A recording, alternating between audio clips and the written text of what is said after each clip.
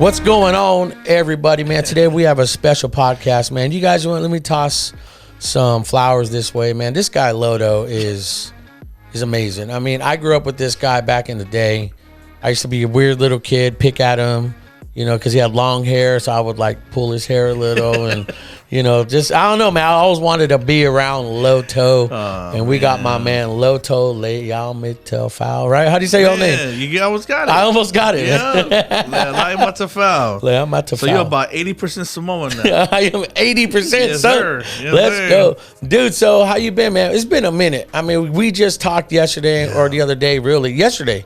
Yeah. And we're like, hey, let's plan a pod because the conversation we had on the phone. Yes, sir. You know, and here we are today, the next day, and it's been a while since we saw each other. Man, it's been a long time, Jose.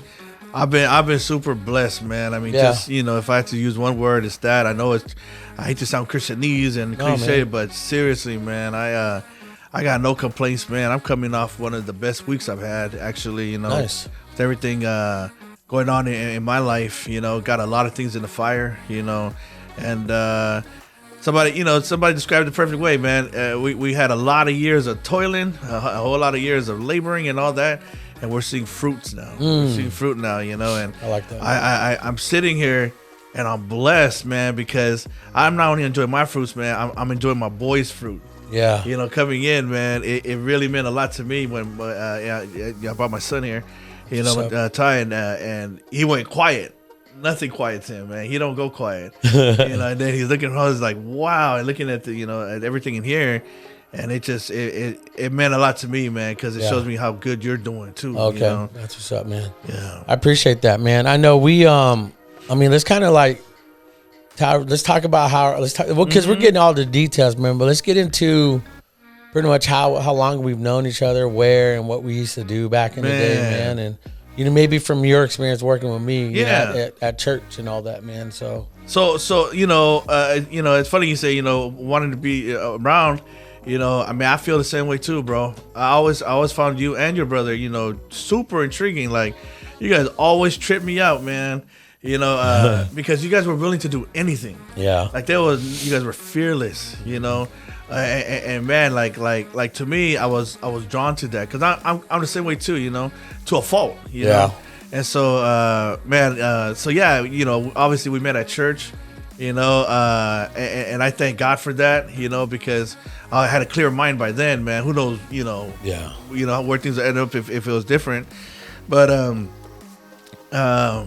so we met at Cornerstone, right? Yeah. And man, all I remember back then is just the whole gang of outreaches, man. Yeah. I remember the first time I came to Cornerstone, it was at a youth group, but man, every time after that, we're always doing the outreach. Matter of fact, I remember Angela, your sister had told me one time. She said, man, I remember when you first came to one of our events, you know, I was thinking like, who does this guy think he is? You know, and because I'm so in love. And she said, you're walking up and you had a girl on each arm. Yeah. You know? Like, who does he think he is, right? Yeah. And she had no idea, you know, until, you know, and then when she found out, you know what happened with me, you know, then it clicked, you know, and so, you know, but we were just dying, you know. That's but funny, we, man. you know, so yeah, man, you know, meeting at the church and all that. But you know, meeting you guys though, meeting you and your family, bro, it was a blessing, you know. And you, bro, I mean, you were that kid that was running around everywhere. Yeah. I will never forget, man. I remember this one time specifically, we were doing the outreach, and I forgot where it was. I think it was at First Baptist or one of these churches. And we're doing the infamous drama, the one we like beat to death. Yeah, chains, dude. Yes, oh my God, dude. And man, I remember, you know, it started with, you know, a girl and a guy being scared, you know, like they were being chased by demons. Yeah. Man, you did something that was never done before, man. I'm sitting in the church and I'm waiting for your guys' part to come up. and Lord, here comes Jose, man. I mean, somebody runs around the building banging on the windows.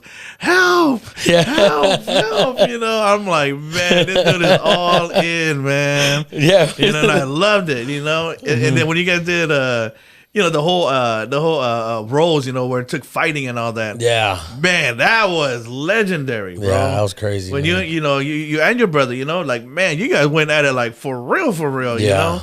I mean, the slaps, everything was just, oh man, pun, right? You know, with that being on. Yeah. But seriously, it was like, you know, I was just, you know, your guys' commitment to excellence was just mind blowing, but also inspiring and encouraging, bro. So, you know, but we've known each other for over 20 years at least. Yeah, dude. You know, at least. I still remember, man. You know, it's been a long time, and there's been so much. It's gonna be a whole lot of unpackaging today, huh? Yeah, I feel like this pod's gonna be dope. A lot of people are gonna love you and get to know you, man, and see Hopefully. you the way I see you and know you, man. Let's especially through what we're gonna be talking about, man, because.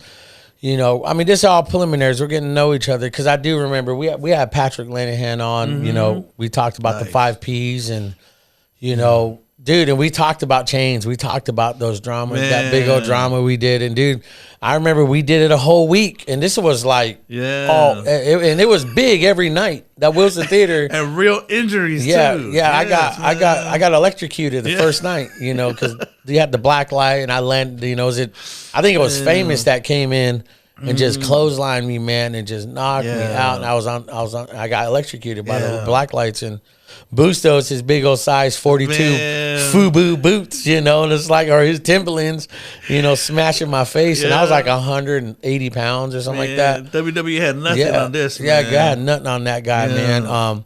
But I remember the outreach and all that. I do remember, like you said, it was fun, man. Because I grew up all on all that, man. I really did. And that's my roots, my foundations. I have certain opinions, man, but I'll never forget what made me. You know, that's what made me.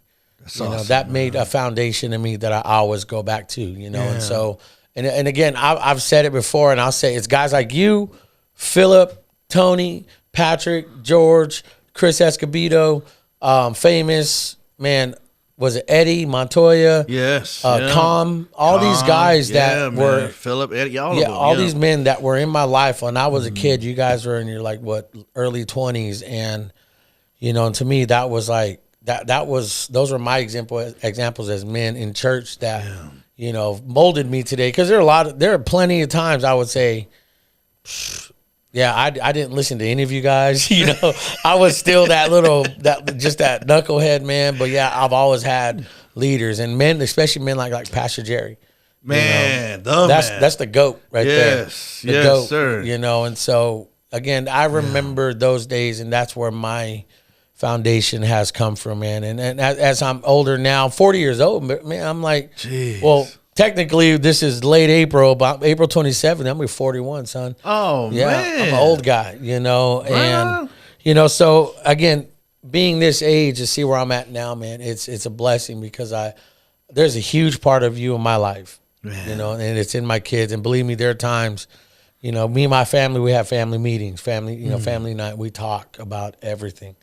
You know, and I bring up you guys. I bring up certain experiences and topics that are relevant to our conversation, you know, and you guys, the GOATs that I grew up with are always brought up, you know, and examples of Chris Escobedo going to my house, you know, because I would ditch school. Man, you know, and he'd break into my room and throw me off my bed, flip me off my mattress, you know, and he would make me go to school, you know, and so it's like, man, that's how we grew up. Yeah, you know, and Pastor Jerry whooped me, spanked me. My parents gave my youth pastor permission to spank the hell out of me. I when I heard about this. Yes. Yeah, man. I was that deserving to get whooped, you know, and my parents didn't care. It's a different age now. It's a different time. Yeah. You know, so you know, but no, let's get to know you, man. I mean, well, first of all, I gotta say, bro, like, man, that really means a lot, bro. I mean, even now, like, it really encourages me because, you know, we still do this, you know, still pouring into young people and all that. To hear that from you,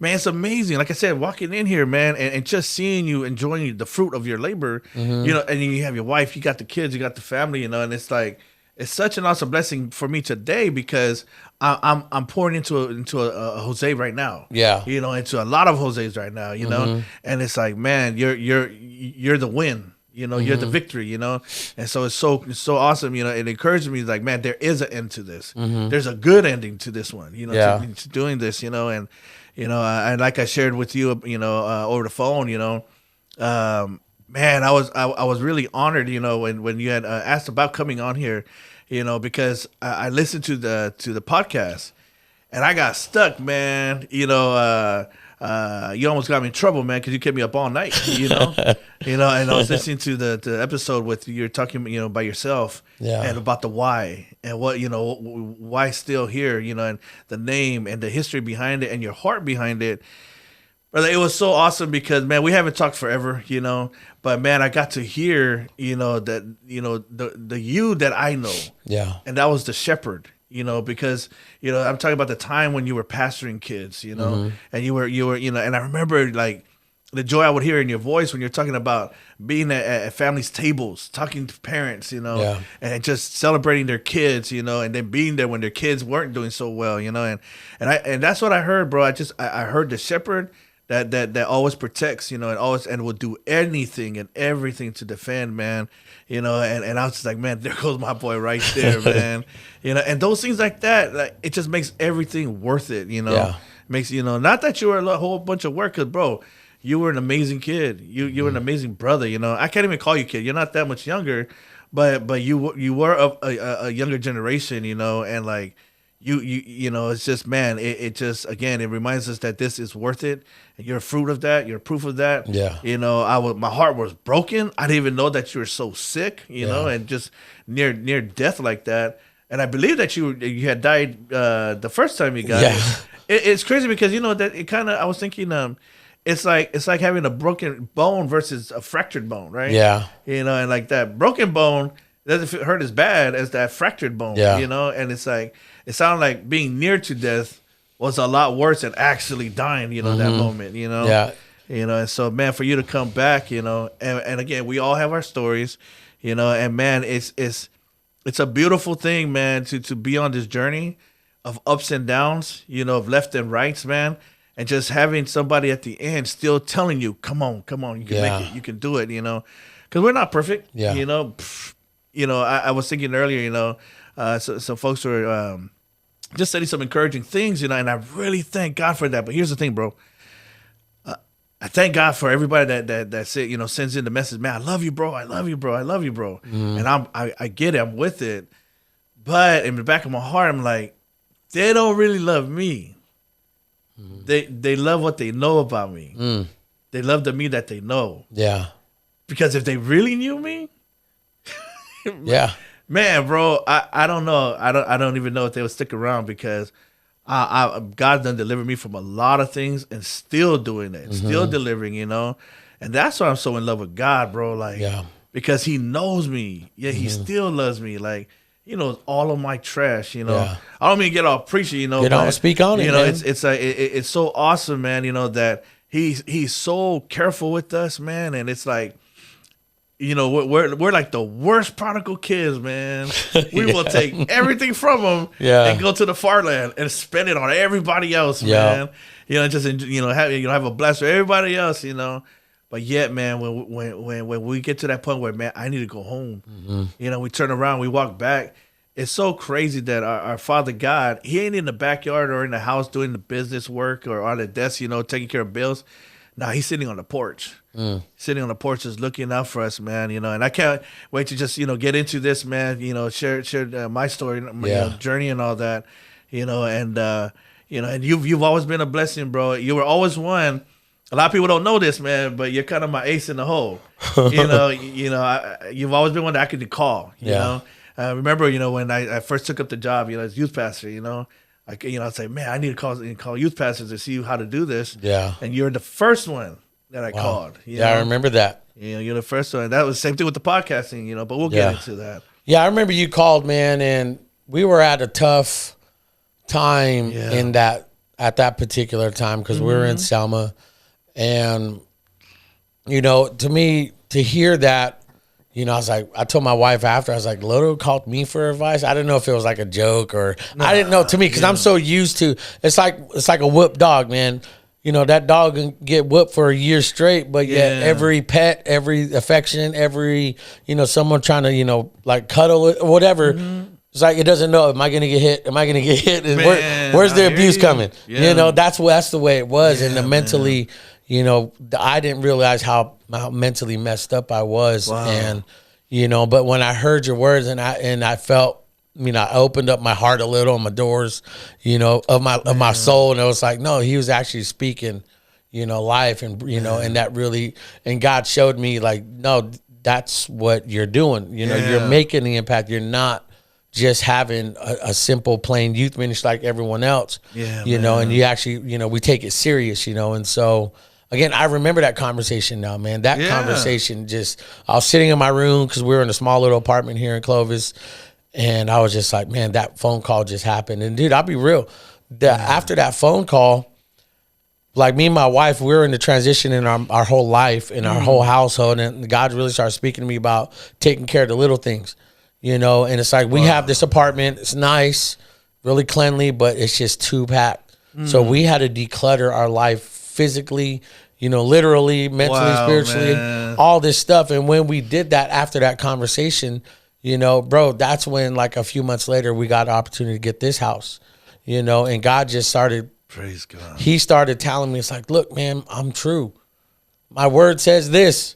Do it. Believe it. And dude, we're at that point, like you said, we've turmoiled, we've dug, we've worked, dude, and now God is really the fruit. It's like, oh shoot, I see a bud, I see actually something I can eat off, and again, I remember, dude, I swear right now that just clicked, because that conversation a couple weeks later, we started maintaining and loving the little things. Yes, sir. And that's where we're at today, and like to be where we're at has been, again, that's foundational. That's guys like you, still brothers in my life that, again, I'm at where I'm at because of guys like you, man, especially all the men that I named off earlier, and so I love that, man. I appreciate that. That means a lot. Even our phone call yesterday, you said some stuff, to me that, man, again, it's been a while, man, since someone poured in my life. Wow, bro. We left Selma, we left church, we left all that because, again, it's a whoop dog, and I had that mentality, dude, and it was just out of fear. And for someone to pour in my life, all right, what's the angle?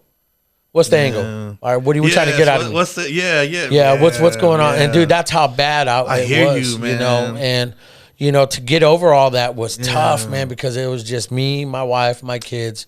I had no one to blame no more. I had no one to say, well, they, this, them, that, because of. No, it's you, fool. That's it. Every day it's you, And so when God started, really, again, I ain't trying to get all preachy too, man. But when God really started showing me, and what was so cool about it, man, especially when my whole battle with COVID and, double pneumonia and COVID pneumonia, double pneumonia, and bacterial double pneumonia back to back.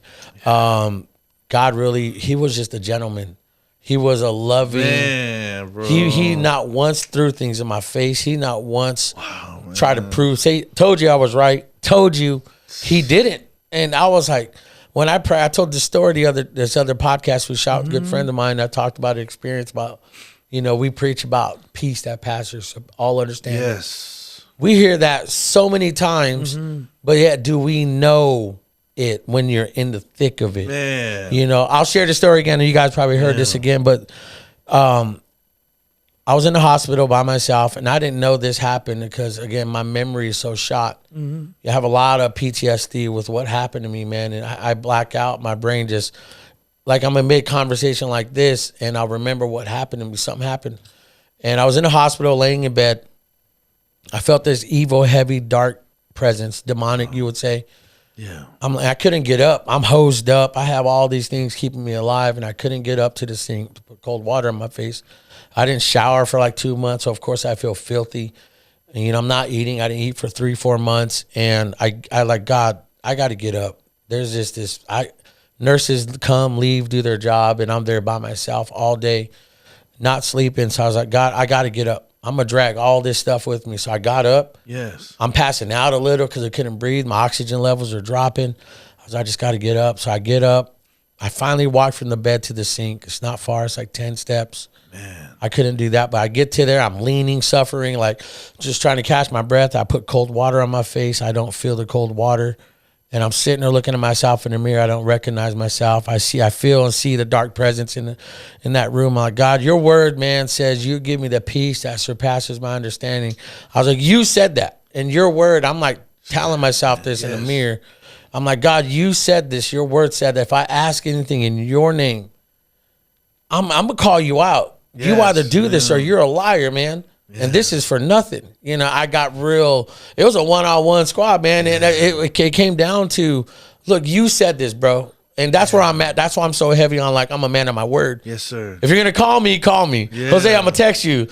Bro, you better text me, you know, because you said it. You know, I'm a man. If I say it, I do it. Yeah. And if there's no other way, then you're not a man of your word. And so, bro, the moment I said, God, you said it, are you a liar? Your word says you're not, but I think you are. I was like, give me that peace. And dude, I felt so real, man. I felt like this, like this, like even now, this feeling of I felt the darkness leave, and I felt this presence drop. It wasn't hot, it wasn't cold, it was God. Yeah. And I felt this peace, and the room lit up. I looked at myself in the mirror, my face lit up, and I'm like, that's peace. I don't understand it. Man, and when you experience what you've heard, what we've heard millions of times, all these pastors, it's like, bro, do you really know? Mm-hmm. Do you really know? Or is it just like under the mill, same old saying, go with the flow message? Man. Or do you really know that piece that you don't know? I didn't understand it, dude. Yeah. You know, even now, this is my third time telling this story, fourth time really. And I felt right now, even I felt just that presence flow. I felt like the dark, like right now I felt it. And it's just, to me, it's a memorable feeling, man, because that's God. You know, I believe God is real, man, because I experienced his peace. Yeah. And I don't understand it, you know, and to hear what you've said and what what we're talking about, again, deeper, man. You know, again, everyone listening and watching, man, this sounds preachy, Christianese, man. I mean, again, I'm not lying. I make no qualms about my faith. I believe in God, man. I love Jesus, man. I'm not a Christian. I love Jesus. You know, I don't categorize myself as a Christian because I don't want to be associated with them. It gets weird and deep. But the reality is I associate myself with Jesus. And Jesus was a man for people, the lost, the hurt, you know, and I want to associate myself with that. And, you know, so again, hearing what you're saying, man, just it brought me... You know, again, these are the stuff I need, man. You know, I know people listening and watching right now, you know, you're confused on, you know, God's not real, God's not this, man. I say you challenge him. Yeah. I'd say you, in your darkest moment, question him and ask him, you know, because God shows up, you know, and God showed up for me. And, you know, that's our testimony. That's why, again, the name of the pod, we're still here, you know, and it's like, man, God, you proved yourself. And there goes that shepherd I was talking about.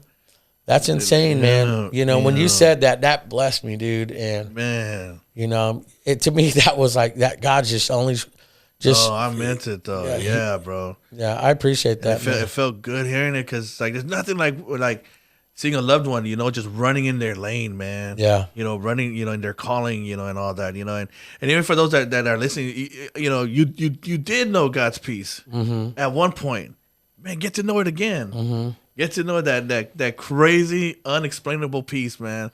That makes no sense in the world, you know. Man, it's awesome that you know everything you shared. And thank you for that.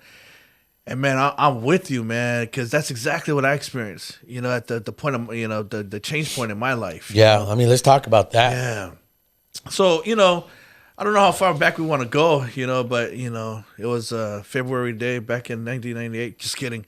But, you know, so, man, okay, well, I just started the way I usually started, man. Mom and Dad, you know, wanted us to have a better life. So they moved us here. You know, I'm Samoan. I know you can't tell by how skinny I am, you know, for those that are watching. But, you know, so they moved us. We moved from the Samoan Islands, you know, to Hawaii, stayed there for about 5 years. They moved out here back in the 80s, you know, and they moved us here because in order for us to have a better life, they wanted us to have better education. So, you know, they want a piece of that American pie, you know, and so, Thank God, all of my siblings took full advantage of mom and dad's dreams and became great people, man. Great members of their own communities, in their own right.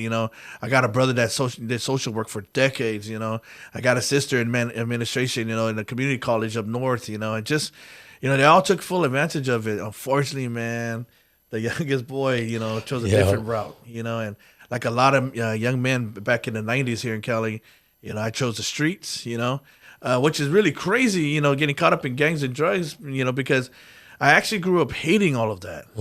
I hated those things because I already knew where you ended up. I had family and friends that were in that lifestyle, and I had no interest at all. I'm a nerd. I'm still a nerd. Always been a nerd. Yeah. And I love learning.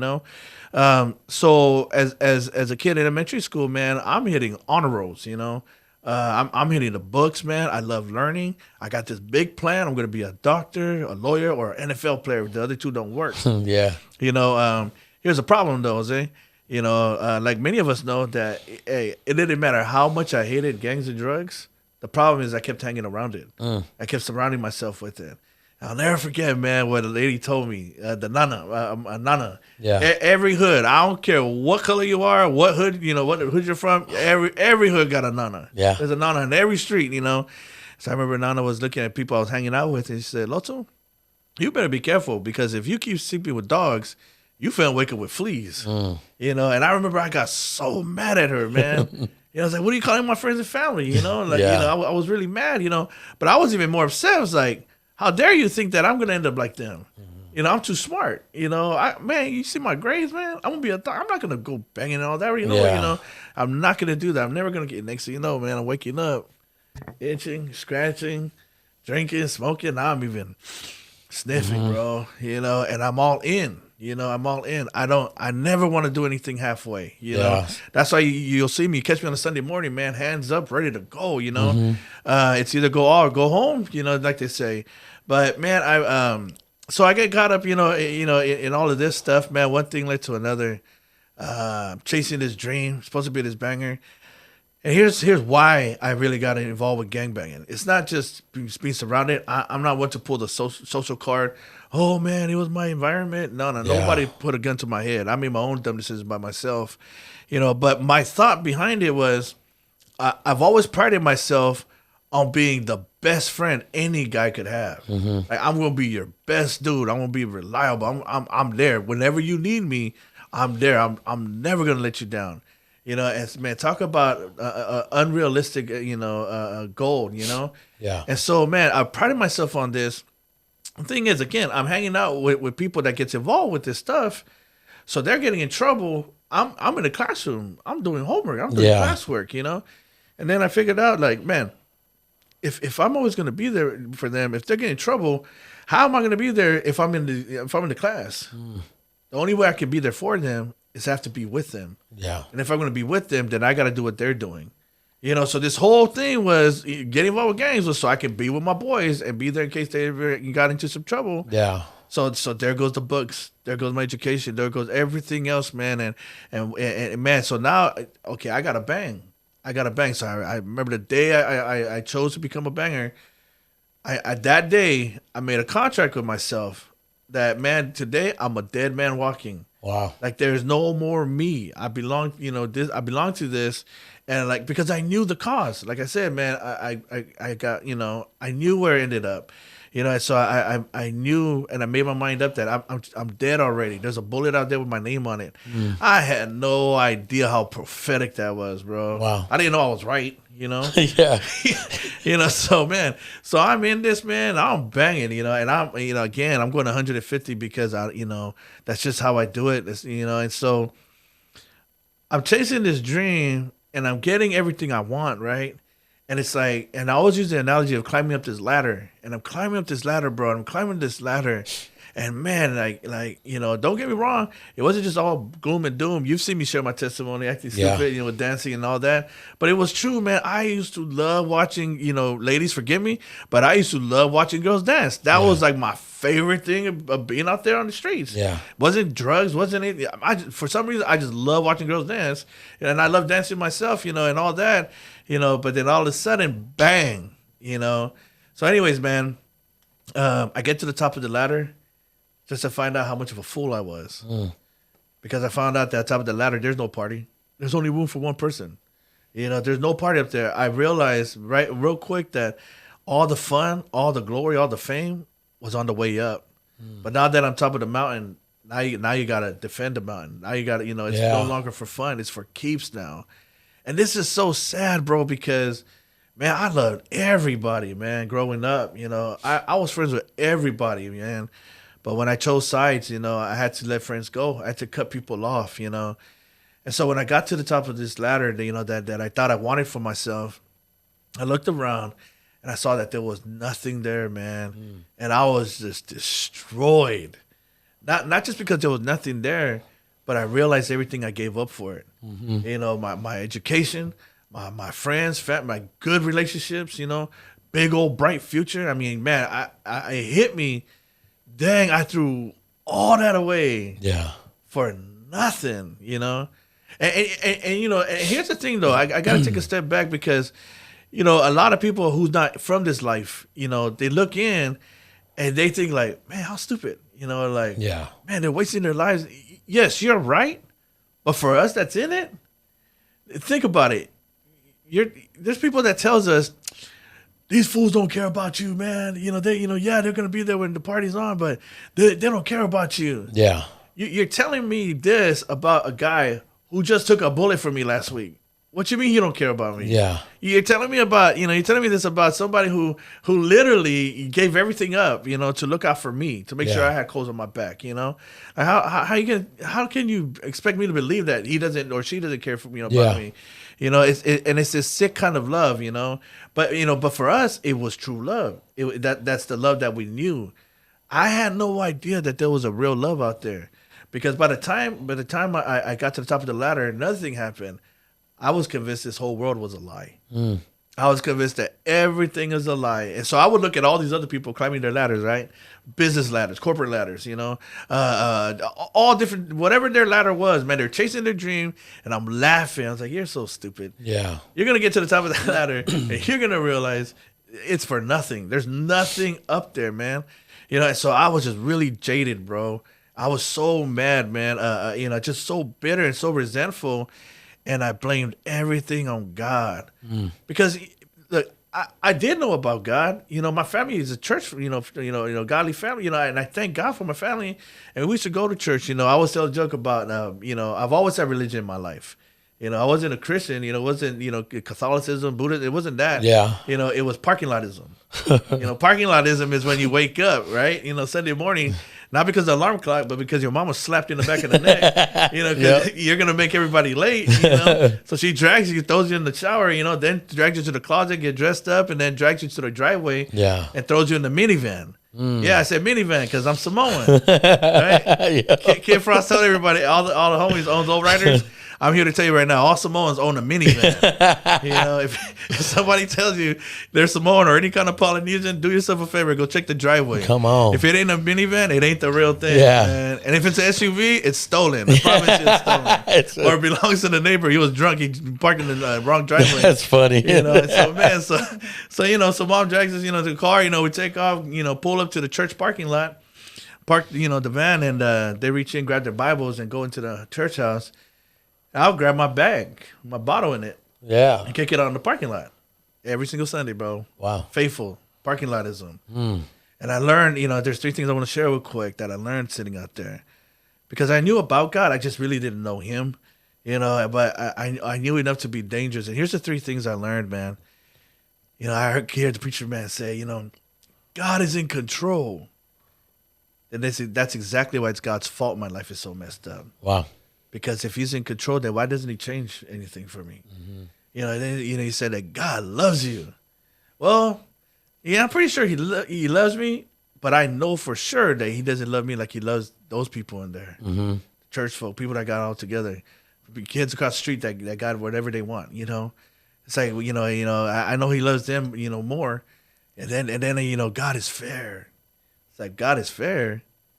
Tell me something. What is so fair about me at home And my dad is a hard working man. My dad's a good man. Yeah. Retired after 20 years at John Burroughs as a janitor.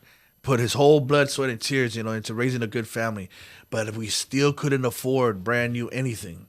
I grew up with fifth generation hand-me-downs. You know what those are. Same here. Yeah, the I grew up that way too. Yeah, pants that belong to your older brother, that belong to the half brother, belong to the uncle, the mailman, and then it ended up with you. I say it all the time. We was wearing holes in our pants before it was cool to wear holes in our pants. Facts, man. Yeah, it wasn't a fashion statement. It was necessity. It was like, dude, this is all we have. So this ain't no floss. This ain't no drip. The only thing cool about it was the holes. Yeah, it's like we got nothing else. And so, man, and I couldn't understand it. Like, man, if this guy loves me so much, like, why is it that I can't get nothing, man? But my boy across the street gets whatever he wants because his dad stays home all day slanging rock, slanging that like, what kind of fair God is this, And so, man, so I'm just growing up miserable, bro, and I blame God for everything, which is so messed up, when I think about my parents.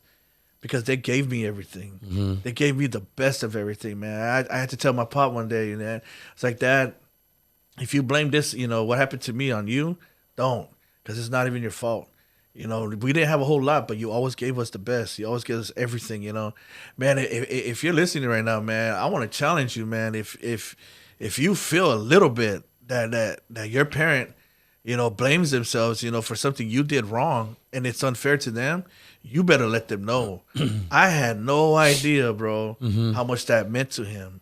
Man, you talked about that peace that came in and the evil leaving. Mm-hmm. I remember when I told him that, and I said, Dad, I just want you to know that this was not your fault. Man, bro, I think I could hear it, his throat getting caught. Yeah. When I heard that, I know exactly, it was like peace rushed in, man. And all the heaviness just went right out of the house, Mm-hmm. I didn't know that cloud was over him like that, And so, man, anyways, man, back to this whole thing, man. I'm out there dancing with sin and all that, having fun, partying it up, man, acting a fool, But also at the same time, man, wanting to just be taken out of this world. You ask a lot of people out there, they'll tell you about how down this boy was, and he was down for this, he was down for that, he was crazy, he was all about, No, I wasn't down. I was done. I was done. I wasn't courageous. I was a coward. I just wanted to be taken out. I was going that hard and I was going that fast because I thought, man, the faster and harder I go, maybe the faster somebody will take me out. And I almost got my death wish back in 1994. I stood face to face with a sawed-off shotgun. Wow. And like bro, was blasted in the face. And I woke up in the hospital blind. Wow. Like, I cannot see any of you blind. Because first of all, beloved, when you dance with sin, I say it all the time, nobody dances for free. Somebody will pay the piper. And this is a big price. All that fun, all of that. Was it worth it? As far as I can see? Nope. Yep. But I tell you what, I will not take anything back. The memories with my boys, the memories that we have, man, I will never take any of those back. And here's the reality of it. Don't you feel sorry for me because, man, becoming blind was the beginning of the best thing that's ever happened to me. Best way I can explain that is God only let the devil close the eyes of my face, just open up the eyes of my heart. And man, because he's done that, man, I now God gets to use me to open up the eyes of those who can see better than me, who can see the studio behind me better than me. But you're the one that's still searching, beloved. You're the one that's still looking, And yeah, bro, 27 years, man. I get to share this with you. And, I said something earlier, about those who did know the peace, right? And I want to challenge them again. Get to know it again. And this is what I mean by that. I just shared this story, bro, last night with one of the brothers from church. And I kicked myself because I realized, like, man, it's been so long since I really shared my testimony that way. But, man, bro, I would encourage everyone that has a God story to share it often because, bro, man, when I shared it with them, it came back to me why I love God so much, man. And I remembered where God found me. I remember how he found me. And I remember what he saved me from, and I just fell in love with God all over again, Why do I love God so much? Because I got shot in the face and I'm still alive? No. That's way too easy, man. I know people that got shot in the mouth and they think they're God, because they're still alive. Here's why I really love God. Because when I woke up that next morning in that hospital, so many things happened, but it comes down to this. I realized that, man, this same God that I blamed everything on. I blamed everything on, bro. 2 weeks before that moment, I'm telling God, I don't want nothing to do with you. Yeah. Because he allowed my boy to die that was training up. I'm the one that wants to die. Like, God, what kind of crazy love is this? Yeah. Like, I'm the one that wants to die and you kill my friend? He's training up. Like, so what? I want to straighten up, then you're going to kill me? That's crazy. Like, if that's the kind of love you have, I don't want nothing to do with it, and I don't want nothing to do with you. 2 weeks later, bro, I'm in the hospital, waking up blind. But I realized that, man, the same God I blamed everything on had the perfect opportunity to look at me and say, okay, Loto, you think I'm really mean? Let me show you how really mean I could be. And he could have sent me straight to hell. Wow. But instead, he sent grace and mercy to pluck me out of the jaws of hell, bro. And man, I thank God for that, bro, because it gave me amazing opportunities, and showed me that, man, there's so much more to live for. Before when these eyes were open, bro, I couldn't see anything worth living for anymore. Yeah. But when God opened up these eyes, I can see it, bro. Mm-hmm. And I'm spending time with him right now. One of those reasons why it was worth staying alive for, bro. Because, man, I sure am glad that we got to meet, brother. We get to do this today. 27 years later. Yep.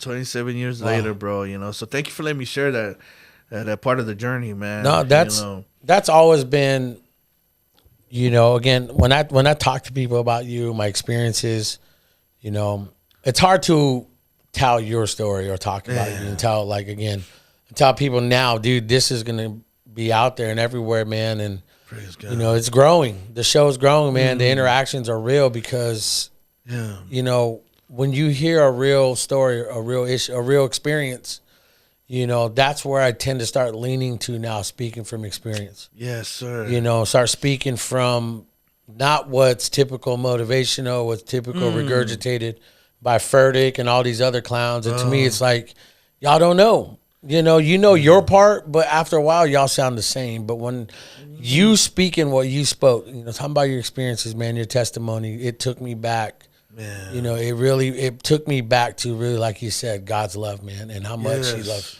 Again, he's a gentleman. He had every right to be like, ha, told you, sucker. Yes, now come back to me, But that's conditional love. Like, I love you, but here's the condition. Here's what you got to do. But no, God's like, nah, man, all right, this sucks. Yeah. But, I'm here for you. Let's go. Man. Pick up, man, and that's huge, man. Because again, your testimony right now, again, it just continues to shake me, man. I'm shook, man, because I'm reminded, man, how much God's love is real. Yes, you call to action, like anybody watching and listening, you've experienced it. Man, go back to that peace. Go back to what was making you feel that peace, that love, that overwhelming feeling like, man, I'm someone's here for me, because we walk away from that, we think of what can fill the God holes, what we've heard all our life, and and again, your testimony again just shook me, man, because God is real, and that to me that overshadows,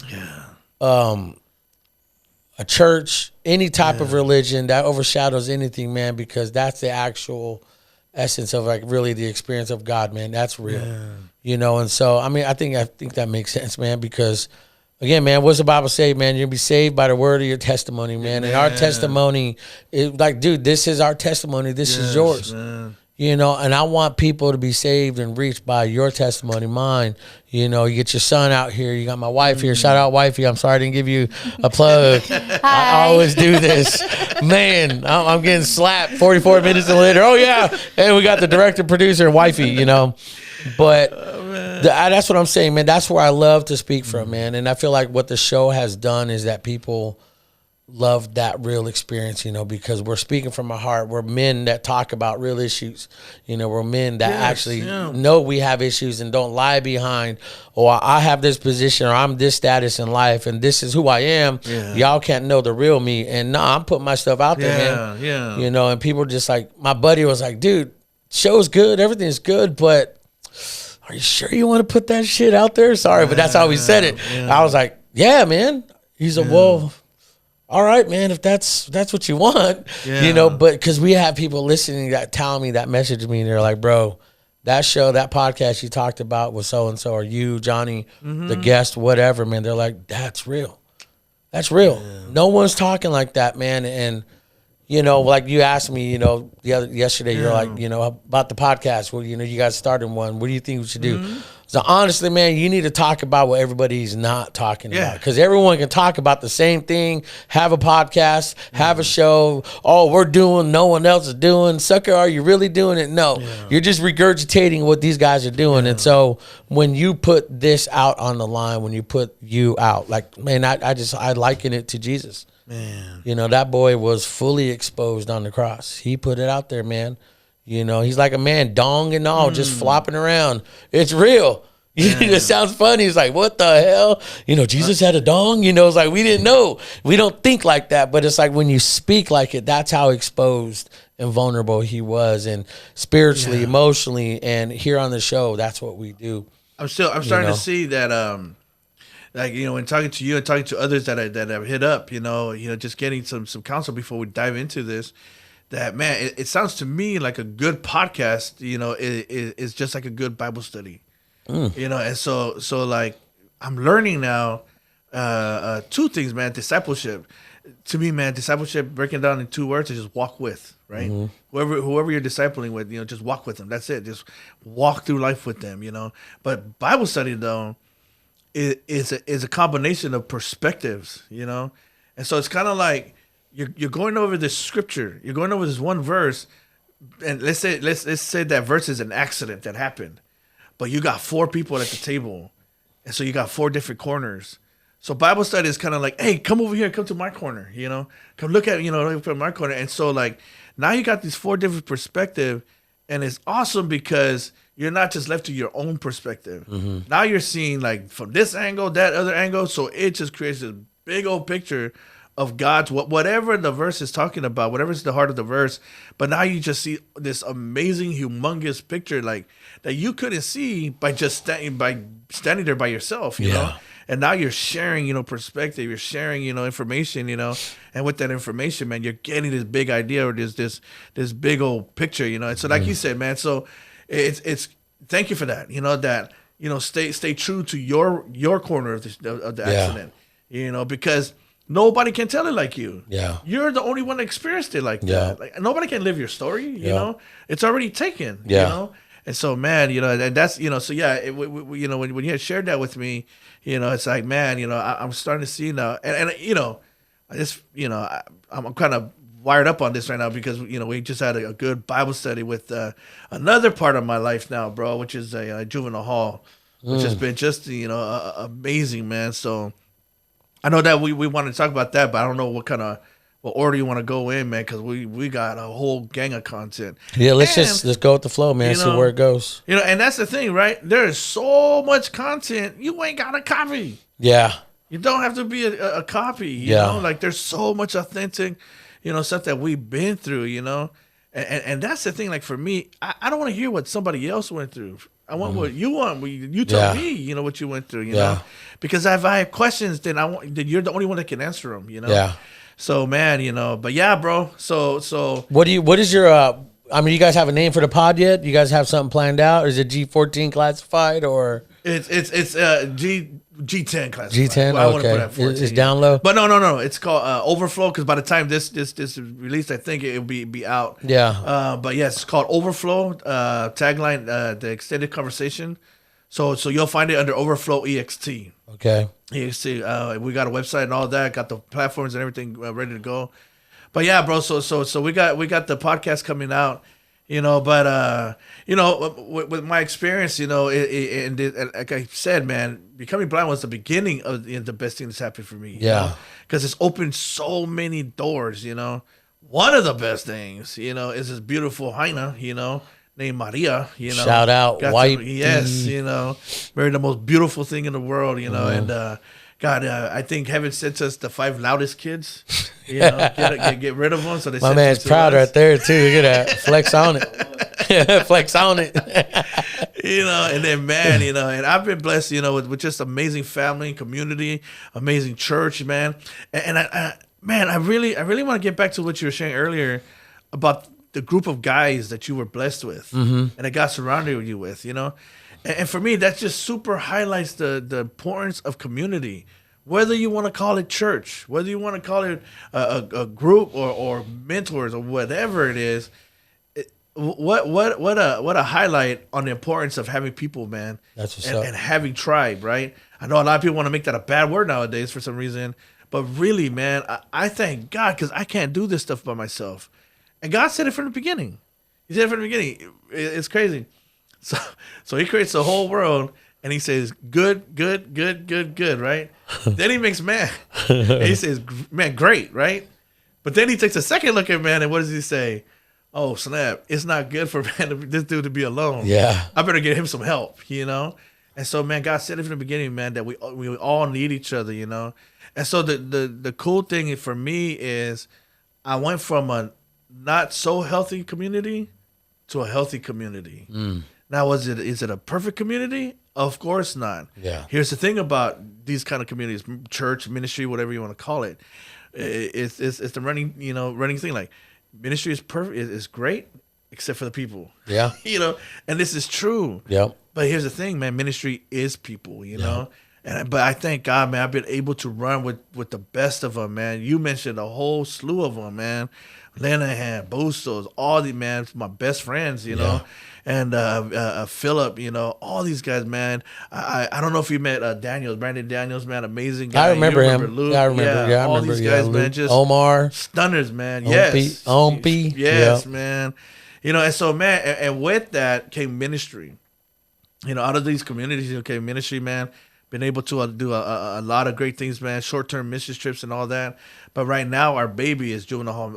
Is our juvenile home ministry. Yeah, let's get into that, man. So because you have a foundation or you have a 501c3 nonprofit, man. And get into that. Your heart, your passion for it. You said Juvenile Hall Ministries. What do you do? Where is it? All over California? Is it nationwide? Is it what is this? So it is everywhere, wherever, but specifically to here at Fresno County. So we spend a lot of time here. But man, our but I do travel, and hit the other spots. But this is our main stay in Fresno County Juvenile Hall, and I say it all the time. I've been around to different facilities, and I have to say, man, I brag on Fresno County a lot because, man, we have the greatest, juvenile hall, facility. And again, no parent wants their kids in juvenile hall, but if you're gonna have a kid that needs to be in this place, man, it's Fresno County Juvenile Hall, man. Okay. Amazing administration, bro. Staff over there, the guards there, and of course you ask the kids like, man, I don't like that, this and that. But no, when you really spend some time, you'll see how there's such a great relationship, And these guys, it's the things that they do with the kids, and the love they show, you can't pay them enough for that, man. They're they're not doing that for a check, because it's not enough, Yeah. So, anyways, man, so we were right back in higher calling days. Yeah, I remember that. About 20 years ago. Yeah, that's when I first started going in with Hubert, and these guys, and so we went, we did did that. There was Chaplain Keimer, man, the legend, man. He's pretty much chaplain in Fresno County. He's going into 50 years, of ministering, being chaplain of Juvenile Hall. So he brought us in, man. We were there with the other chaplain, Funk, at that time, man, and did outreach. So this is about 20 years ago. Fast forward, man. Maria and I, we're running with our short-term missions trip, at the church. So we're traveling, man. We're overseas and all that. I come back, and Charlene Glass, one of the chaplains, over there at Juvenile Hall, she found my contact, so she calls me. She goes, "Loto, are you gonna come back to Juvenile Hall? These kids need you." Wow. And at that point, I wasn't at a point where I could make that kind of a commitment because I understood the commitment. Yeah. You don't start something if you're not gonna be consistent. That's real. Especially with these kids, the last thing they need is another unstable adult. And so I told her, man, I can't do it right now. And then fast forward a couple years later, she reached out again. And I told her, you know what? Okay, I'm gonna do it, but give me some time. I gotta build a team. So I wanted to go back because at the same time, Pastor, at Cornerstone, Pastor Franklin, he was. I know that they were talking about Juvenile Hall. One of the brothers there, Jeff Belcher, man, straight up white boy from Clovis, talking about going into Juvenile Hall. Wow. And so, man, so I got with him and said, hey, bro, let's get a team together, and because the thing is, I wanted to make the commitment, but I didn't want to show up and not be able to show up consistently. So a team will provide, a solution to that, right? If I can't make it, we'll send somebody else. We got a farming community now that we can send in, And so, man, Jeff Belcher, man, did an amazing job. Got the team together, man. Put the A team together, man. Nice. Stacked, with a lot of the names that you mentioned, And so we went in, man, and it's been this time around. It's been about 10 years, bro, and it's amazing because. And there's a lesson here too, man, for husbands, especially those involved with ministry. Get to know what your wife's calling is also. Facts, dude. Get a good understanding of what your wife's ministry might be, I'll be very honest, Jose. When I went in, this time, bro, I had 10,000 other things to do, right? But man, I really felt God's nudging this way. But man, something happened.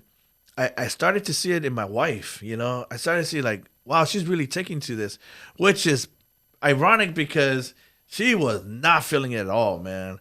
When we went to fill out applications, it said there's a question. So why do you feel led to join this ministry? She put What she put? she put.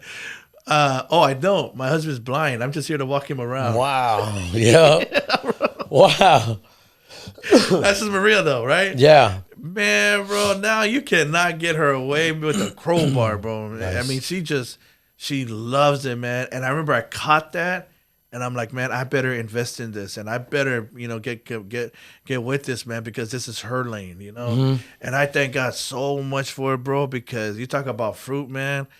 Man, there's been some amazing fruit in the last 10 years, but especially these last going on to 3 years. Yeah. Yes, even the last 2 with the COVID, Just amazing stuff, man. So we've been going in there, and it's just the most simplest form of ministry, man.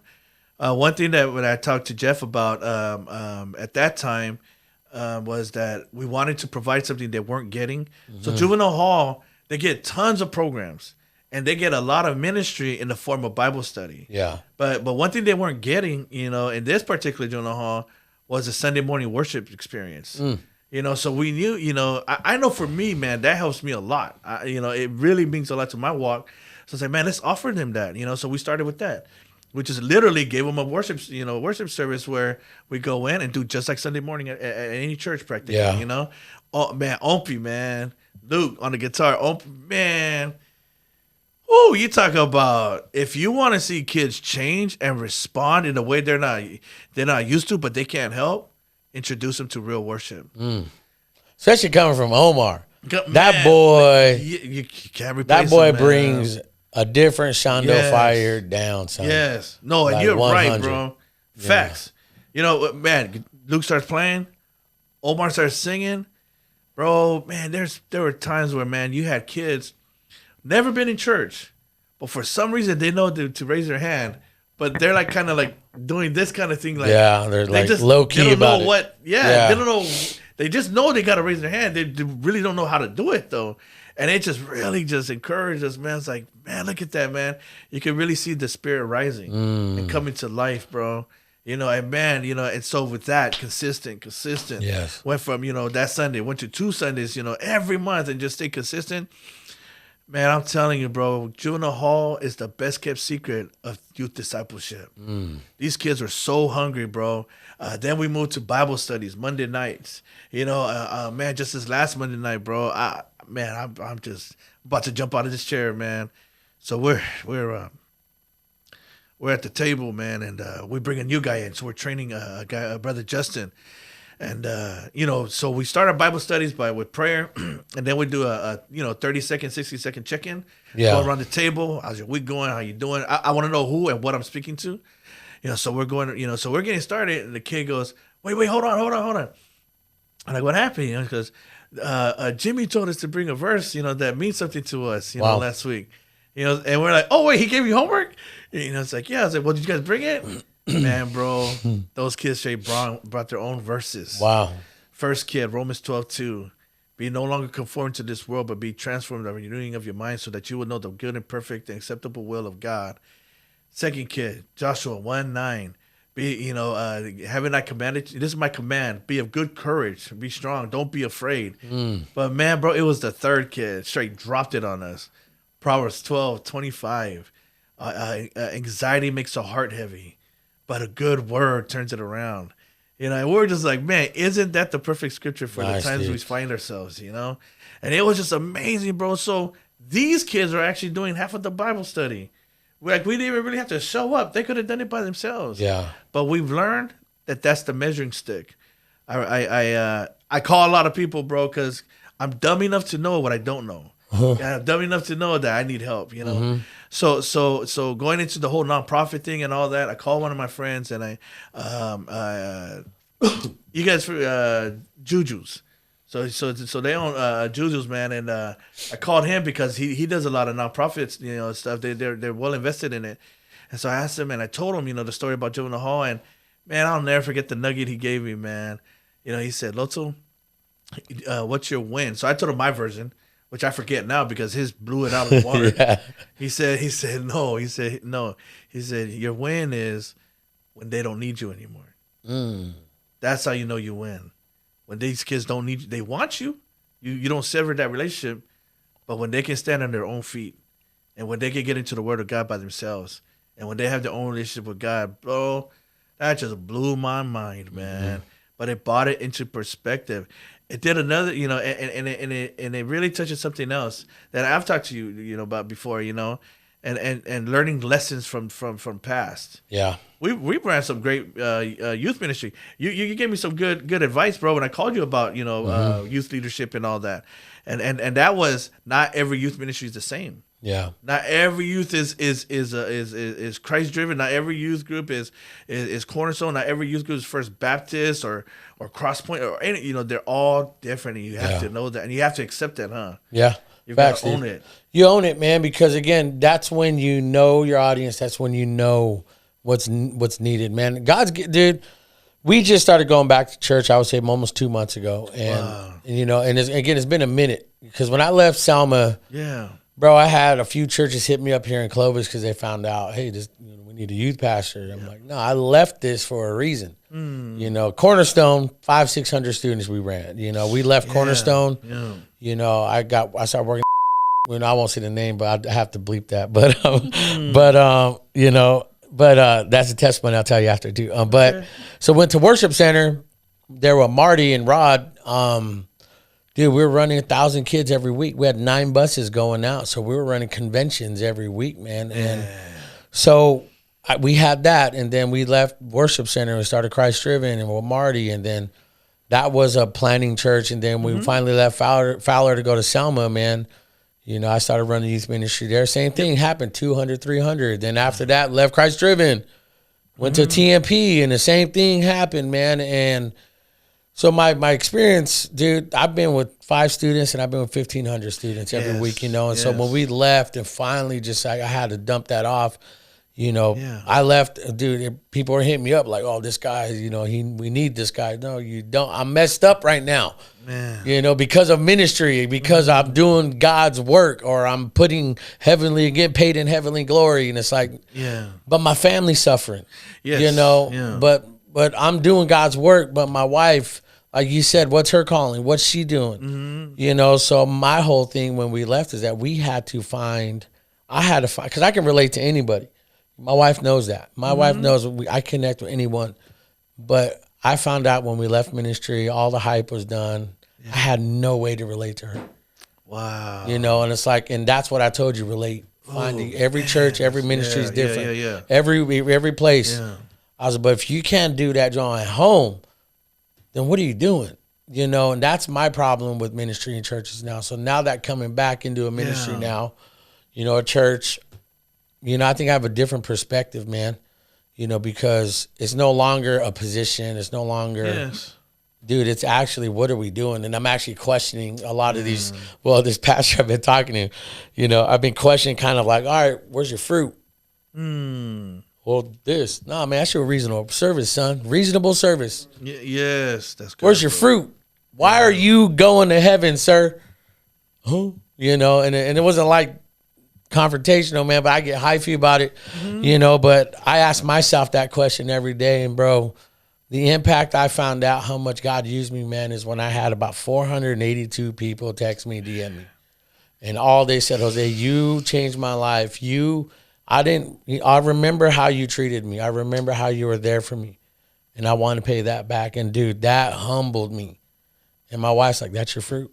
Yeah. That's your fruit. And dude, I made more impact outside of ministry doing this than I ever did in all my years in ministry. I made this impact is so real, and I remember that conversation, and I feel like, to get back to your experiences, like you said, with the juvenile hall, man, you're finding a platform of relatability, man. They see it's like, I can either end up like this guy or I can learn from this guy, and take the hard path, but no, man, that's real, that's connecting, man. And that's, to me, that's something that takes more weight than somebody having a microphone on a Sunday church. Yeah. Than someone leading worship, somebody turning knobs, or an usher that thinks they pastor of the usher ministry or the parking lot ministry. It's like that takes so much weight than all that. When a kid can sit there, I can relate to you, man. Yeah. That's real. Yeah. And to me, that's Jesus. Jesus was at the woman at the well. Zacchaeus, he was with them. And I ask all these pastors, man, they have no clue. They have no clue, man. And that's my thing with churches. But this man I'm talking to now, this pastor, bro, he's real because his heart is legit that, man. It took a minute, man, because I was a whipped dog, dude. And for me to trust him, after a few years, and then we started talking again. Wow, bro. It's real, man, because a lot of churches leave a bad stigma on people, man. I don't blame them. A lot of I don't blame them. Even Loco churches here. I got no problem name dropping, but I'll respect you guys because I'm that guy, but I'm not gonna. I don't want to do that. But the thing is, though, our experiences, man, and I feel like that's a ministry people don't want to do because they see limelight, they see stage, they see social media posts now. Oh, look, he's up on stage. He must be someone important. Oh man, you're important, Loto. Man, you're God. Yours what ministry and God should be because you're doing. I'm just Maria's yes man, bro. Yeah. That's all I am. Man. Well then Maria, she queen, slay it. But that's what's up, because again, I see your son here. I mean, I don't know. You want to jump in because I got questions for you too, bro. Yeah, jump on in, pull up that up. We'll take a quick minute. You got pee or anything? All right, so introduce yourself real quick. My name is Matai. I'm Loto's son. Loto's son. Yes, sir. And so we're talking about. Say that again, boy. Say it. Say it with your chest. My name is Matai, and I'm Loto's son. Yeah. And you're the youngest, they said? I am the middle child. The middle. I'm middle too, man. Yeah. Shout out. We got a lot to relate. No wonder. No wonder. We got a lot of testimony. Dude, facts. Because we're talking about, we talked about, you said you don't know your wife's ministry, my whole conversation is to bring it home. And, I had to find out what my wife, I couldn't relate to her, so from your son's, from your perspective, good, bro. Yep. And Loto, you too, I want to make sure I ask this question right is, when you think you see what your dad does and all that, man, I mean, how's that make you feel first? It's like, so before being fully saved, it was like, oh man, look at it. We got to go here again. We got to do this again. It was a burden. Yeah. But now after finding my own identity in Christ, it's like, I get to see dad do it. And it's like, all right, Lord, you promised this inheritance from your mother, from, your mother and father. So I know you have plenty more to come here, but it's not just that. It's just like to see a raw example. Yeah. To this world, like he's my Stephen Furtick. He's my, come on. He's more than just a father. He's my dad. He's my pastor. He's my spiritual mentor. He's my accountability partner. Even that's dope. It's more than just a title. It's a lifestyle, and it's a relationship. Lifestyle? Let me ask you this, man. This is like, hard question. You don't have to prove that too, bro. But is that lifestyle at home? Is it legit? Where Loto out on ministry, is it the same way, or how is it different at home? What you get on stage, you get at home. Yeah. Yeah, there's And no. is that important to you though, as a son? Not even as a son. I think as a man, behind closed doors, when someone doesn't change behind closed doors, it says a lot about their character, integrity, and who they are as a person, whether they're saved or not. You build this trust, and you build this, just something about it, you know, and it's perfect because it's like an example of Christ. Like Christ wasn't just Christ on the rock. He wasn't just Christ sharing that Sermon on the Mount. He just wasn't Christ standing on the boat in the ocean. He was Christ all the time. In the Garden of Gethsemane, the disciples were sleeping when he's praying, and he yelled at them, "Why you fall asleep?" They fell asleep again. Yet he continued to still do this thing. Me and Dad have been trying to do morning devotionals, and I'll be asleep, and he's still continuing to go. And my room is right next to where he's doing his devotion, so I'm able to hear it. But it's like something about consistency. I like that. You know, because again, you know, my experience growing up, we didn't get that a lot. I knew firsthand pastors, leaders, and again, this is my experience, man. Yes. I won't name drop, but the thing is that I've seen a different lifestyle, man, and I was known your dad to be that man, you know. And a lot of times there's like an expectation of like, hey, your dad's like that, are you like that? You know, are you like that with your dad?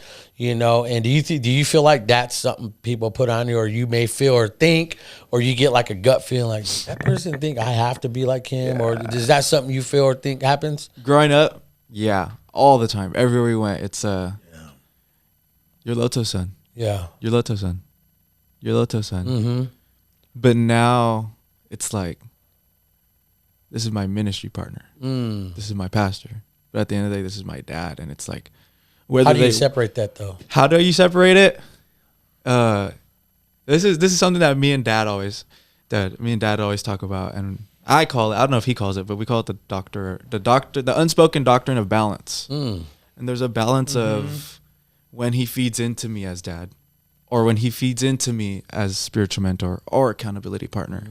And I think to balance that, I have to be able to receive it in those different perspectives. Yeah. I have to be able to pray and discern, like, Lord, is this dad talking, or is this your Holy Spirit talking to me? Yeah. I think that's the only way you can do it.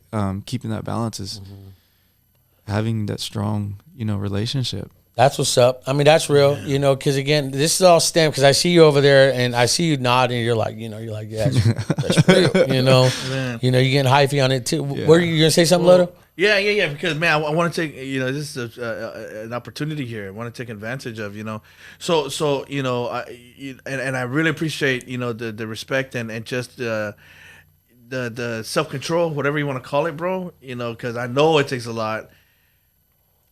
And the thing is, like I said before we start recording, right? Like to me, if we're gonna bring things up, then it better be to get some solutions, resolve it, or else we're just complaining. Yeah, that does nothing but destroy, destruct. It's not constructive at all. I think there's an opportunity here, man, that I want to take advantage of. While we're talking to Matai, For most kids, this is what we know, because this is our experience, right? Not his, but more us. Where you have kids that grow up in ministry and they suffer from it. Yeah. More severely. Unfortunately. PKs. Yeah. You got PKs and stuff. So like, as far as with local churches and all that, it happens everywhere. Yeah. But and then also something earlier. We're talking about reaching juvenile hall versus your Sunday morning, at church and stuff. It all counts. It all matters, because whatever way we can bring ministry to community, man, like we should be doing all of it. It sucks that not everybody does it good, or the way we think they should, but that's not a reason for us to not do it. Yeah. Right? Now getting back to here, and with Matai, because the thing is, I understand that he's kind of the exception. Like for the most part, a lot of kids do grow up with more jaded than he has. Yeah. Experience. Because of what they've witnessed. And with you, that, like I told you before, bro, don't mind me, man. That's your experience. I can never tell you, hey, unsee what you see, unfeel what you feel, because that's that's what you experience, bro. I would never tell you to feel differently. Yeah. My prayer is that we get to the healing part and all that, which again, man, I'm seeing it. I'm seeing it, and I'm super encouraged. Got 1,000 miles to go, but hey, we knocked that one out. That's behind us now. But with Matai, so the thing is, like, he mentioned something, you're talking about the missing doctrine in the church, right? Yeah. And that's the doctrine of balance. That's the biggest missing doctrine, in churches today. There's no balance, and because of that, man, people suffer. Kids, parents, leaders, pastors, everybody is suffering, man. We gotta find that balance. But so Matai, this kid, man, he's my hero, bro. All my kids are. This dude's been through a lot of stuff. I've got my own testimony, and he's got his own. For a lot of people that don't know, Ty, why don't you share, real quick, your journey? Well, yeah. What is it? 2022. I am. What is it? 2 years now. 2 years now out of Teen Challenge. Okay. Yeah. 2019. I went into Teen Challenge for I needed help. Actions had exposed the root that I was addicted to pornography, and it was time. I found myself in the restroom just praying. Like, I've had thoughts like these before, but never actually sat and pondered about doing it. And I sat there like, Lord, it's either I'm going to kill myself because I'm exposed into the light, or you're going to save me. And it's just like what you were saying when I was listening, like, your word says these things, like, you're going to pluck me out, let's go. Like, I don't know what to do. I'm at ends meet. Like, let's go. And I remember hearing clearly just, you're going to Teen Challenge.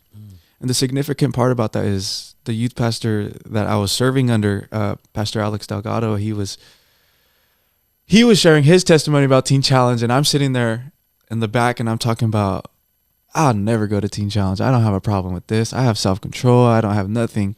And then I start praying a week later, Lord, bring the darkness to light. I'm ready to serve you fully. Like, root these things out, not knowing what I'm asking for. And me and Dad talking about these things called dangerous prayers. It's like, bring the darkness to light. That's a dangerous prayer. That is sketchy. Because it didn't just bring it to light. He brought it to the church. Yeah. Every single pastor found out. And you cannot escape the Spirit. Yeah. I tried lying to our head pastor, and he prayed a spiritual prayer against that. And I was sick to my stomach for 3 days because he had told me, I knew you were lying, but I had to pray this, that it could be rooted out, that you could truly understand, like, it has to go to the depths, that these things have to be ripped out of you.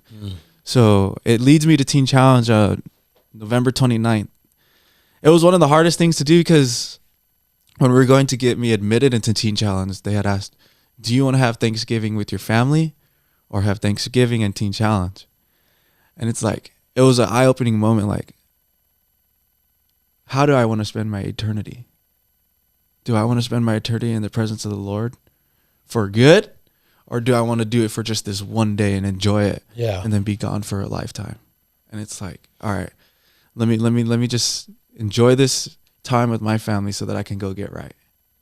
And in Teen Challenge, I just tried, I truly just found my identity in Christ.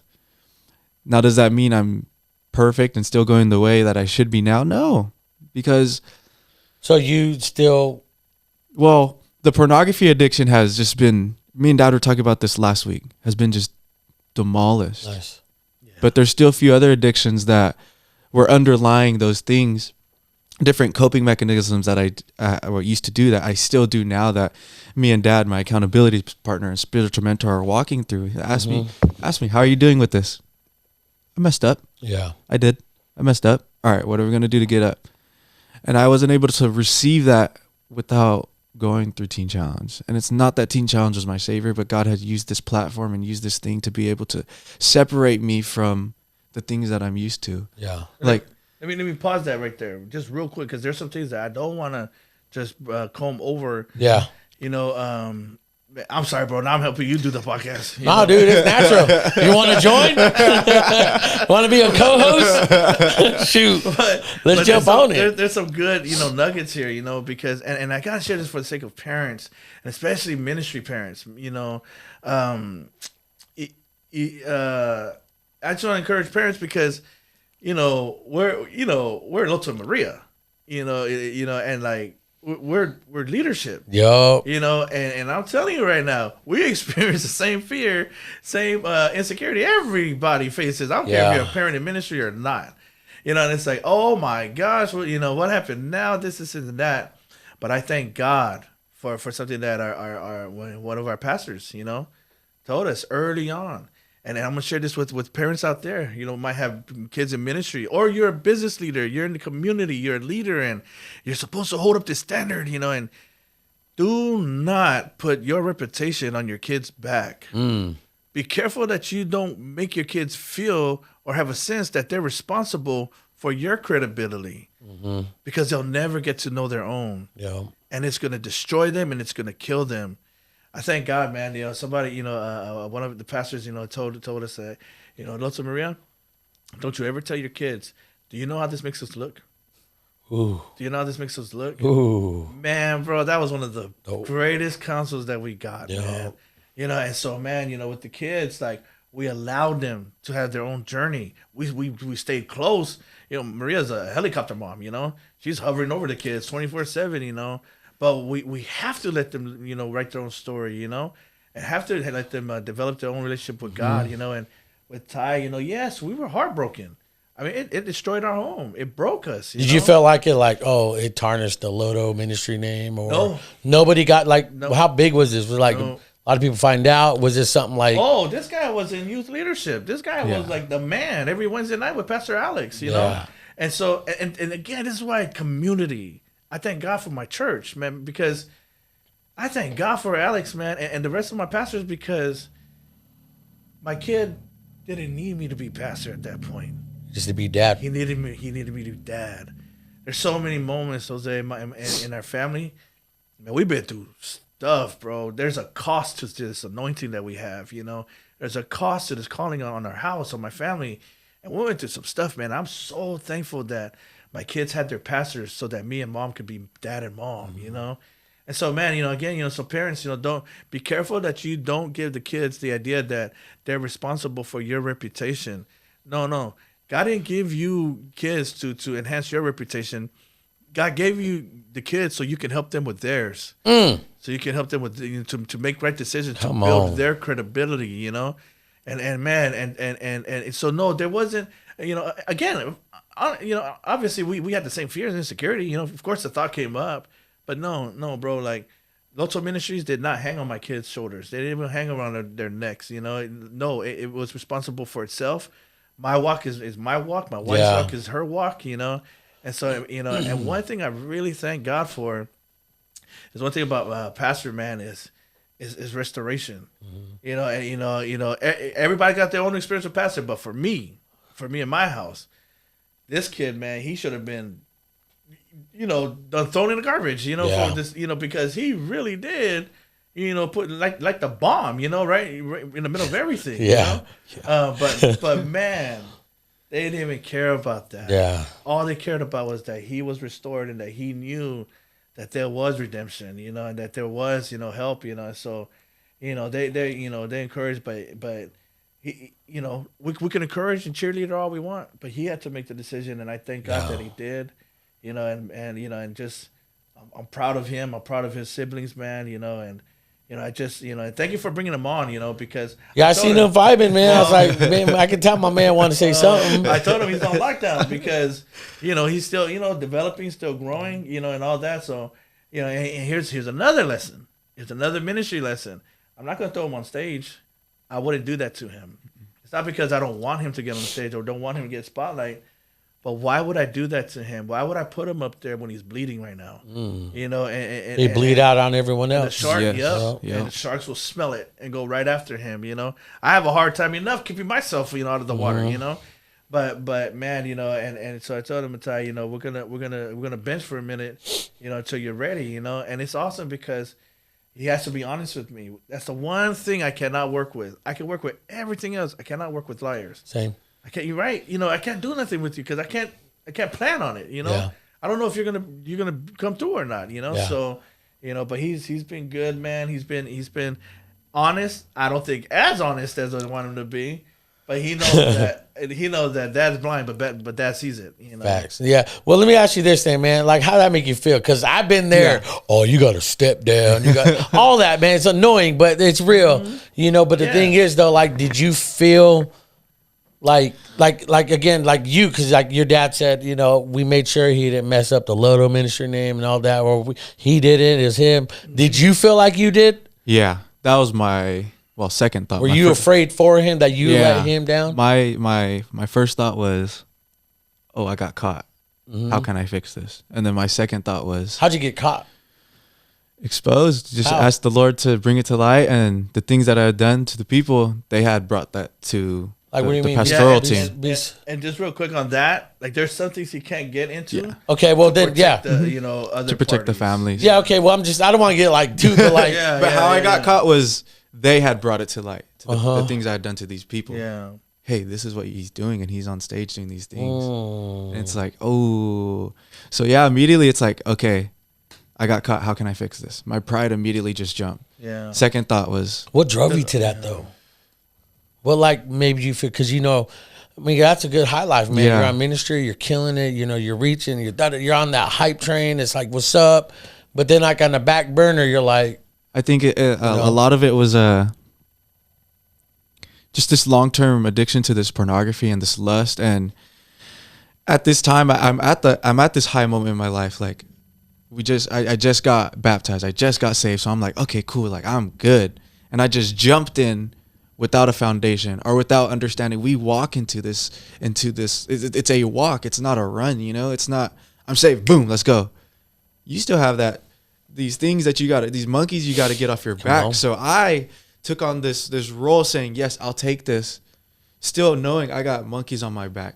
Still knowing I'm bleeding. My scars are open. It's coming onto all these kids and wondering why I'm not making a difference because I'm not truly healed. Because I wasn't being honest with myself. I wasn't being honest with Dad. I wasn't being honest with God. And like, how'd you fight that between, like, you knew you had to encourage, build up? Like, because I've seen it. I've done it. It was so sad. It was crazy. I would not smoke before anything with ministry. I'd have a schedule. 2 hours. 2 hours before I wouldn't smoke. I'll smoke right after. I'll smoke weed? Yeah. Okay. So it's like, I use that thing to cope with. I'm still struggling. You smoke weed still? Yeah. I'm like I used to know. And this is a part of being the accountability. Dad asked me the other week, when's the last time you smoked? Yeah. Oh, last week. So right now too, you're not doing no ministry. You're just chilling, learning, ministry, building up. Just growing under Dad. Because I remember you were working with Verge and all that too, right? And it was all the Lord's timing. It was all just pulling away from the light. Even now, after Teen Challenge, pulling away from the light because I'm still struggling with these things. Well, let me tell you this, man. In my experience, because I've been there, man. I've dealt with that. We've talked about pornography. There's a podcast we just shot or released called With the Just a Guy, Jeff. Yeah. I suggest you watch or listen to that. All of it, maybe like 200 times because it gets real because my man lost everything, his life, his job, his family, marriage, due to his addiction to pornography. And this is stuff like a lot of people don't just talk about this, and so, but I would tell you, man, honestly, dude, that's not the real ministry. That's a perk, I believe. Stage, lights, all that. It is. It's a huge fun perk. Come on, bro. But dude, when I finally walked away from that, man, when you've seen the ministries that I've been a part of and seen, I mean, we had 9 buses go out all over the Central Valley, when we're at the worship center, man. Dude, you talk about concerts every week, and you think that's it. But, dude, when God stripped that away from me, when God told me, man, we moved to Clovis, dude, I had to find a new way to, all right, God, how can you use me? And, bro, like I said, the impact that I'm doing now with this show and just out in the community, my business, me, my wife, my kids, dude, I love this even more. Yeah. Because we're trained that is it. It's not. It's not, dude. You're not going to heaven because you're up there, and singing and worship, and you got the right poses like Furtick and all these clowns have. It's like with all this worship, all this look. you're not going to heaven because of that, man. Your Bible says, I didn't know you. When I was hungry, you didn't feed me. When I was in jail, you didn't come see me. When I was this, you didn't speed on. Yeah. Don't get caught in that hype, bro. I'm going to tell you right now because it's not real. You know, a lot of people I know, my experience, and again, respectfully, but I don't see it. Yeah. You know, and to me, that's what I got caught up in was all that fake hype. And they said that's the level. And that, oh, you're stepped down. You're right here until you're ready, until I see you to be up here. Man, the hell with you, because God sees something better. God's still going to use you. Yeah. Amen. Right now, man. He's using you right now because there are young fellas like you. How old are you? 22. Dude, there are young men like you facing the same thing without this. Mm-hmm. Without this man, without your powerful mom. Yeah. But, bro, I'm telling you right now, don't let that be the concept of you're down. You're not down. Mm-hmm. Bro, God's building you back up to something bigger and better. Not for the stage, not for the Verge, not for Cornerstone, not for nothing, not for Loto Ministries, man, but for what he has for you. And it's not that. Trust me, bro. You're not going to heaven and getting crowns and jewels in your crown because you're on the stage leading and talking to thousands of kids. That's a perk, son. Mm-hmm. If God can ever use me to do that again, guess what? I'm going to be about it. But I know that when these cameras are off, and it's just me and her in our room talking, my wife, and she looks me in my face. She says, "You're real." Yeah. So don't get lost in that. Don't feel look or be defeated, bro, because that's not real. And no one told me that. I had to learn that by myself, man, because it was the hardest thing to do because I did that for 17, 18 years of ministry. I've been at my high points and low points, man, but I felt like at my lowest, dude, I felt big. Because the only person holding me up was God. Yeah. I didn't need an accolade from another man who takes a shit just like me, puts on pants legs just same way. There's no one better or different than you. No matter the title, position, or how much money you make, dude. Because we're all men, we're humans. So what makes us better? Nothing. So why do we ministries, churches do that to people? You know, that's such a lie from the enemy, bro. And we feel like, oh, if once I'm up here, I'm good. Once I'm doing this, I'm good. No, man, you're good now with all that, without all that. Yeah. And then when you're finally with that and you got everything you don't have to know, when I'm finally ready. Dude, that's not real because when you know, God knows and you'll just walk in it. Yeah. So why worry about it, my boy? I'm telling you right now, because I can see it. I see it. I don't know. I just see it on you. Don't let it lie. Don't feel like you have to be in that, man. Yeah. It's not real because your impact is bigger than what any pastor can do. Because I know pastors only live behind their office, their desk, to go meet with them. Who are they? When you got soldiers like you guys, us, that can be with the people, you know?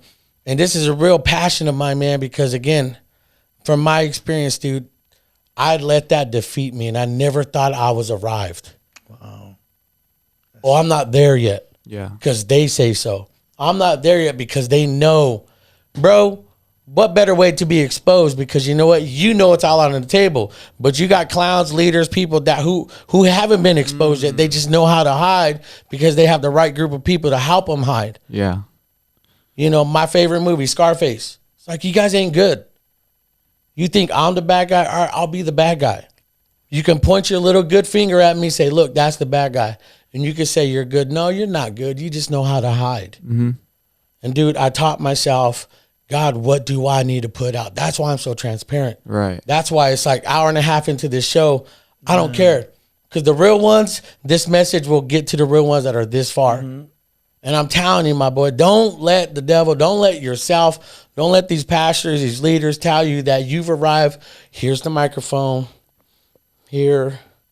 Go use or use what God's called you to be. Mm-hmm. That's not it, my boy. That is not it.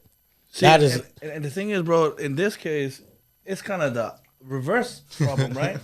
It's the opposite. Like, people are hitting on, come do this, come do this, come do this, come do this. And it's like, man, you guys have no idea. Like, he's still struggling with stuff. Like, and for me, as a dad, not even pastor, but as a dad, I'm trying to protect this dude from arrows. That's what's up. That's gonna, you know, I already know they're coming, And so like, man, I ain't trying to fill up the devil's quiver, Yeah. And so like, man, but no, it's and that's what I meant earlier about it's such a ministry lesson here, even with this, that you've seen it, bro. Like how many times we just throw people up there, it's the opposite problem because what you're saying is absolutely true.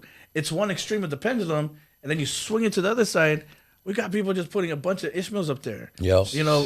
Folks that's like, man, they probably shouldn't be up there. Not because they're not good enough, not because of that, but because they're going to get destroyed and they're going to get mangled, and they don't have the infrastructure. Yeah. They don't have, the immunity system, spiritually speaking, to handle that stuff, man. And I think what you're saying is what I'm getting to is that Yes. what basically it is that it's a way to build this man's kingdom. Yeah. That's it. How can this man how can I use a guy like him to build my kingdom? And that to me, I got told my whole life, do for God, man. They know I can bring in great quality work. Do for God, man. You get paid in heaven and glory. Bro, my flesh size, man, dude, you, man. That's shady. That's dirty. You just want to use me to build you and to be like, okay, I'm good. I got what I needed out of you. That's my experience. Man. Is it everybody else's? Probably, but probably not. And so I would encourage you, man. Mm-hmm. I prefer someone open and honest because you get what you get. Mm-hmm. To me, those who I want to be around with, those who I want to pour into. I told my buddy Daniel, I was like, look, man, I know I'm not pastor, I'm not doing none of that, but God, man, I don't know how to even say this. What did I say, Lord? Just God forbid, or God something like, let God let me one day get on a stage. One day, when that day, let God allow that opportunity. You never know. And I'm not looking to it. Yeah. I'm not looking forward to it, but I cannot wait to drop my first message. Only reason why, because I know what it is to not want to be up there, but now I know what people need to hear.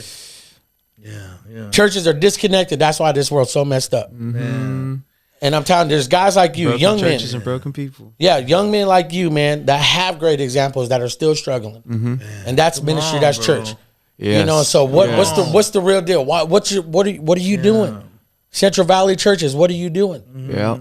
And so that's my problem. That's what a lot of my friends tell me. They're like, dude, we hate church. I was like, I don't blame you. I do too.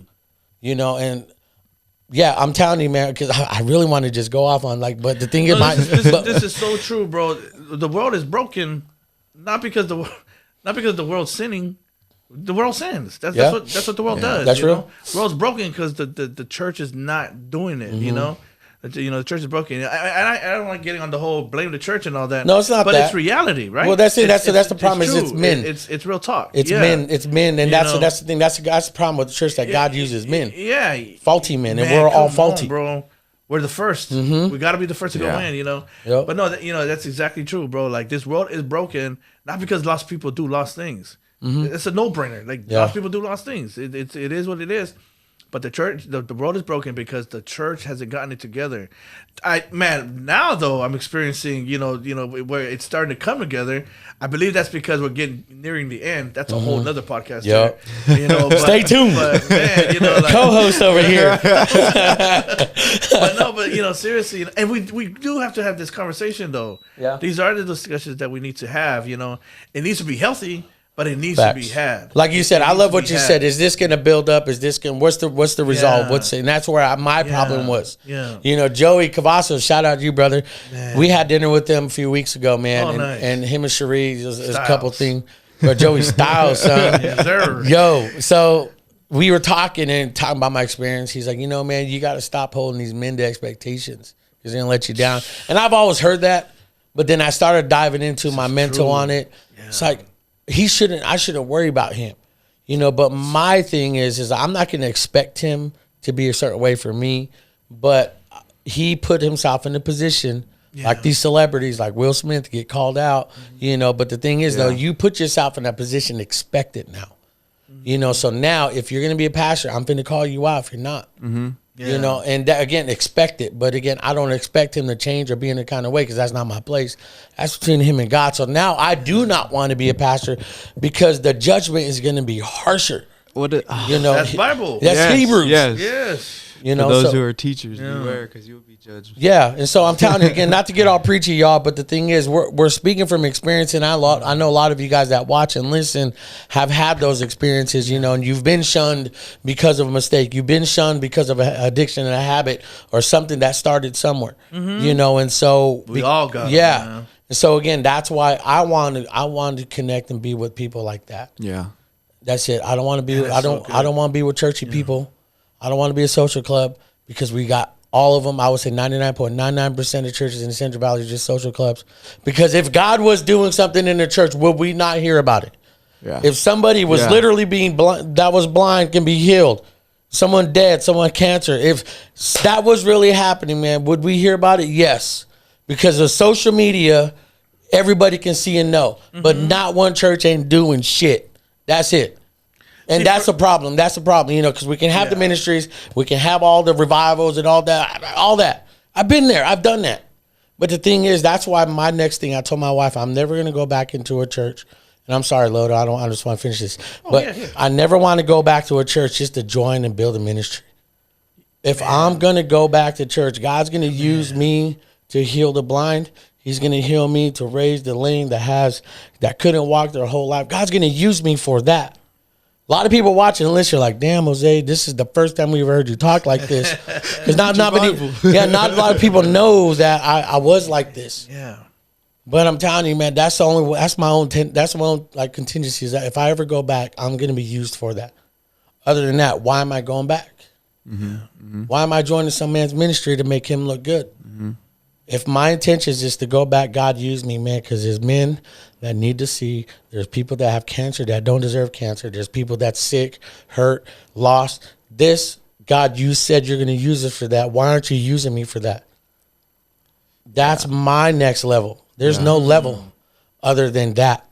Yeah. If you're not doing that, then why are you a church? So you want to be like Verdict? Forget that clown. You want to fall like Carl Lentz? Forget that clown. Forget all that hype. It's not real. You know, so to me, that's the next level. Because there's no other level than that, man. And I understand ministry and having the doors open for men's ministry, women's ministry, parking lot ministry, toilet ministry, paper ministry. I don't know. It's overdone. We got to look at the real issues. Like, are you really doing God's work? Or are you really just trying to build your kingdom, man? And then you guys are taught you got to step down because you have a problem. But not me, not my kid that just maybe got pregnant. We're going to hide that. But you, because, you know, that's your dad. No, dude, that's man. And that's, again, like Loto said, man, God uses men. We're all fault. So who am I to go like this? Yeah. Your boy is this. The reason why I can say this because I did this for 8 years by myself when nobody was to blame but me. And it was just me and my wife. And she couldn't look me in the face for years. Because she knew when I started this podcast or a podcast with Unfiltered, I was so full of it. Yeah. And we hear men all the time. I'd rather be exposed. I'd rather put it out there and let people know, like, yeah, he's real. I want to be like that. That's why people follow Jesus. You know, that's what. Why are we here, man? Your validation don't come from that stage, my guy. No. It don't. It's so funny you say that about, like, just all that. It's like growing up in high school and school, it's like, man, Ty, you could fit in with every group. You could do this, you could do that, you could do this, you can do that. You could talk to these people, the people who are put to the side that no one talks to. Why? And I always thought it was this excuse of, or I used that excuse of, oh, that's just, you know, that's just who I am. I'm just that guy, you know, super prideful. And it's like, no, it's like, it's because of God. And that's why I get these tattoos that's just talking about all nations, because it's like, it's more than just Fresno. It's more than just my group. It's more than just those who are around me. And I'm not saying neglect those people. Those are your first fruits. Your household is your first fruit. You know, how can you try to lead a stranger if you can't even lead your brother or sister or mom or wife to the Lord, you know? Yeah. It even talks about it in the Bible with the wife who's married to an unsaved man, just to continue to pray for him, to continue to stand in there, continue to intercede. So it's like, me, like, who am I now?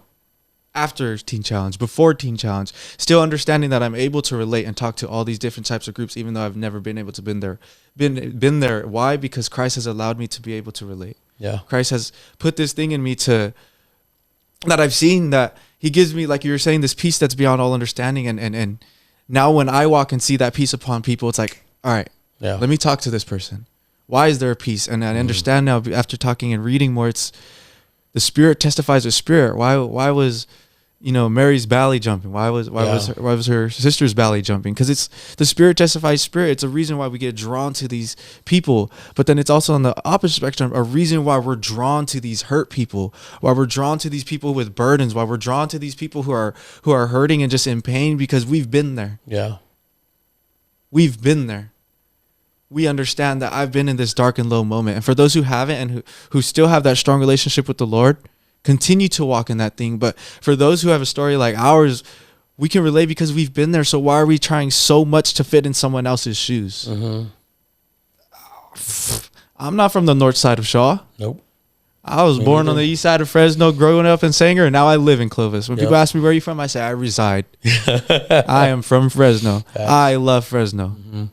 That's so real, man, because to me, that's where I feel like our experience is speaking. Sounds like I get real passionate, man, because again, it's been a minute since I've talked. I've been like really, really walking in my calling. Amen. And really, if anything, I never did walk in it. Wow. I never did. I thought I did, 9 buses. You get clout. You get a lot of, give to God, bro. Oh, glory to God, man. Go to hell, liar. You're lying, dude. It's about you. Man. And no, man, now I'm like, God, I'm walking in this. Yeah. I'm walking in it. Yeah. I feel like I'm a big fan of Kanye, man. I back Ye, but I was watching his documentary, Genius.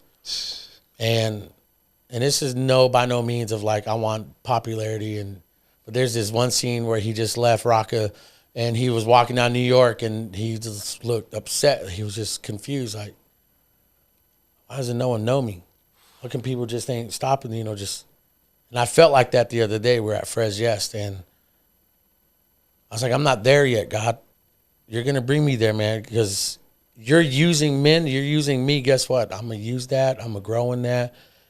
They're going to know. I know it's not Jose. I know for a fact that's not Jose. That's God. That's what people are going to see. And I'm going to be like, when people see that, that's when I'm no longer going to say, it's not about me, it's about God. They're going to see it rather than hear it. They're going to see it. It's going to, like you said, it's going to bear witness. They're going to know it's not Jose, it's Matai, Loto, Laura. If that's God, that's all I need. And that's where I felt like when I was walking around, no one knows this yet. No one's experienced this God yet. That's what's important. Man, this is so good, man. It comes down to how we measure Yeah. things and how we define things. How do you define growth? How do you measure if a church is fruitful or not? You mentioned, the miracles and all that. And yes, I agree that miracles, signs, and wonders will follow us. But man, if that's the only measure of what a healthy church is, then dang, we're in trouble. Mm-hmm. And That's that true. means like 99% of the church across the world for like the last 99 years ain't a good church and ain't a fruitful church. Real. Because like how many churches do we see where people are getting healed, and blind eyes, being restored and all that? I first of all, man, I mean, gorilla in the room, I know I'm going to see. I know I'm going to be healed. I'm going to see y'all faces before I leave this place, Yeah. There's no doubt, I'm already there. You can be like, dang, Jose, I wish I was blind. You ugly as hell. Your wife, what the hell? Was she blind? Maria tells me all the time, you better give me 5 minutes. Let me know. Keep your eyes closed. Let me get so whooped. But man, it comes down to like, how do you measure these things? And for me, man, I measure growth, especially with churches and stuff and how healthy they are, by the things that the Bible tells me. What does the Bible say? What you said in John 13:35? They will know that you are my disciples by your love for one another. Let's You know, go. and it's like, man, show me that. You know, like honestly, I don't care if people get healed. Well, I do, because for their family's sake, you know, and for the quality of life. Yes, absolutely. But for me though, bro, like, what's the point of me getting healed and then I take off on God? Yup. Like I said this a long time ago. I remember pressing on, you Yep. know, Young Adults Ministry way back then.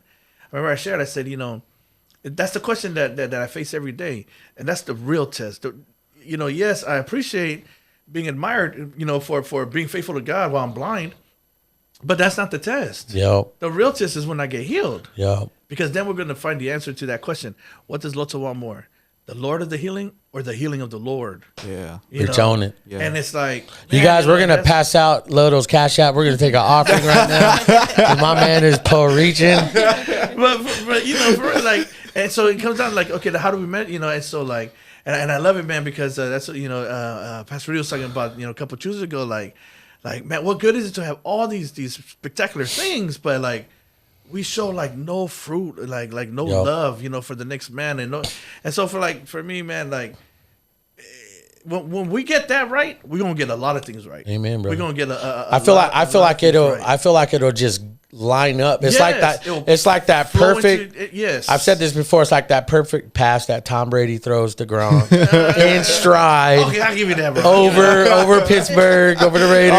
We haven't seen the Montana. Well, you got a damaged car, so that car you got insurance on Progressive, Geico on that car. That's my boy, though, That man. car is beat up. My car, though, man. That car has not been fact checked or Fox checked, whatever. I'd rather have a broken car than no car. But that's what I'm saying. You know when all that work is just in stride. Right. You don't have to like look Yes, for it or be. yes. It's just when you are it, when you live it. Living to me bro. is what's important. Because again, Yes. we hear the motivation and we hear all that from Yeah. anybody and everyone, secular, Christian, whatever. You know, but when I feel like when you're walking in it, you Man, know, bro. it's it. And again, it's like I'm not trying to put expectations on churches. I'm speaking from my experience on yeah. what I feel what we should be is that, because after the healing, let's connect. Because you're still human. Let's figure out. Let's grow from that. Yes, both grow. Yes, let's grow, Grow. together. But it cannot be said enough. The offstage ministry is more powerful than the onstage ministry. I've learned that the hard I way. teach this all the time, because you really think about it, bro. I mean, how long do services last? 2 hours, you know, generally now, some an hour. So that means that, you know, half of that is worship, announcements, and all that. So you have like 30 minutes on the stage, 20 minutes on the stage. You're not going to change the world standing on the stage 20 minutes. You know, it's what you do off. It's what's being done off the stage. So thank you for saying that, you know, like, because that is so true, and it can't be said enough, man. Yeah. And we don't want everybody to be pastors. Yeah. We would not want that, man. You know, because somebody's got to do the rest of the work. Yeah. You know, somebody's got to take care. You know, somebody's got to be the foot. Somebody got to be the hand. Yeah. You know, and for me, man, if all I am is a foot, I'm gonna be the best looking Yeah. foot in the world. You know, That foot You gonna know, look it's flossy. yeah. Yes. Laura, what do you say Manicure. about pastors and shepherds? What do you always say? A pastor should smell like his sheep. Wow. Oh. So if you're not that, then what are you doing? That's good. You know, and so Now let me say this, because I want to put this in here.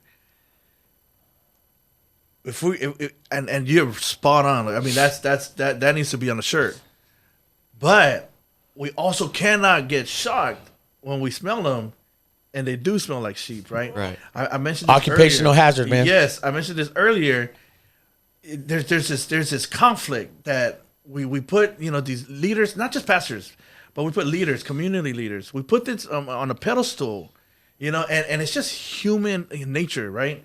You put them on this pedestal, but at the same time, we want to put them in the witness stand. So we want to like celebrate them, honor them, but then at the same time, we want to interrogate them. And a lot of times they're the easy target. But again, for the very reason why what you are they said. surprised? No, Though? It's no, like, but the very reason Jesus, you said. but Jesus was that exactly. Yes, you know, and so they're in that position. yeah, and so again, I was like, it's occupational hazard, expect it, you know. But the thing is, though, it's not perfection, man. One thing I love about Jonathan, you know, I love Jonathan, Dominguez, man, he always says it's not perfection, it's progression. And we're progressing every day, man. Yeah, and so we continue to grow, man, and be open with all this. And that's where I feel like again, in my experience, I've seen these men act like they're not. They're not human. You know, I got expectation, man. I'm the pastor. I'm this. I'm deacon. I'm this. Whatever. You know, but again, that's not Jesus, man. I want to follow what Jesus did. That's it. Right. Pastor or not. And if these men aren't doing that, then what are you doing it for? That's the problem. You know, and so I will always be like that. Again, a pastor should smell like a sheep. Yes. That's so good. That's it. Yes. You know, but then again, a pastor should know, like, hey, this is what is this. Why am I surprised if I'm getting poked at? Jesus did. Yeah. Paul did. All these other men did. It's like, why are we surprised? He told us. Yes. Don't be surprised. Don't be surprised. Yeah. But why we acting like it? They hated me. You know, why these men acting like it? And see, that's the real. You know, see, again, that's what's wrong with these churches today. You know, and so to me, when it comes down to it, man, in my belief, you know, again, if you're all you do is talk and build your ministry, you're not doing it. Yeah. Then you'll go stand before God. You think you're ready to go, and then you know, Lord, I did this in your name. I did this in your name. Did you do this? Did you do this? Well, no, but I didn't know you. What? Then why are we here? You know, and so again, I can't worry about the next man or worry about the next ministry or worry about what people are doing. This is good, bro. I can't worry about that because there's so much I'm more standing to be done too. before God by myself. Yeah. Whether these people, I lose audiences because they think Jose's preachy Christian. I don't care. Wow. But again, I'm going to stand before God. I believe this. And he's going to ask me, what have you done? I did this. I did this. I did this. I had changed their life. These people, these people, these people, these people. I'm going to have a list because I'm marking down my list. Man. I know. But again, now it's up to me to keep myself accountable. Keep walking in, knowing that I'm going to stumble. But is it intentional? I fell in this hole, but who's got the shovel? You do, clown. Remember what I told you? Remember I told you in that talk too, bro, when we talked on the phone. The difference is like it's the pig and the sheep. Yep. You know, where the pig loves that mud. Yep, you did. You know, and when I was, you know, it's like, man, like you don't like the mud anymore. You know, or if you did before, you don't like it anymore. You know, and you know, but you're like that sheep. Every sheep that ends up in the mud is always bad. You know, because they're trying to get out of it. Yeah. You know, and so man, we're gonna come across mud. Yeah. You know, it's gonna happen. It's gonna happen. You know, but. Man, we keep crying out. We keep crying out, and he'll get us out of there, man. Yeah. And I can work on Loto. Yep. I offer help to Jose and Matai, but I can only work on Loto. Yeah. And that's where I think I had to learn the hard way, man, because I expected. I was like, ooh, y'all need to be like this. No, man, don't work like that. Yeah. You know, you can be let down every time. And so I've learned to control, like my buddy Johnny Fisher. Shout out Johnny Fisher. Yes. Man. Keep you in prayer. Yes. But control your controllables, man. Control your own controllables. That's it. Control what you can control. That's it. Someone asked me yesterday because I had gotten frustrated at work, and someone asked me something real that I needed to hear, and it says, "Ty, why are you so mad?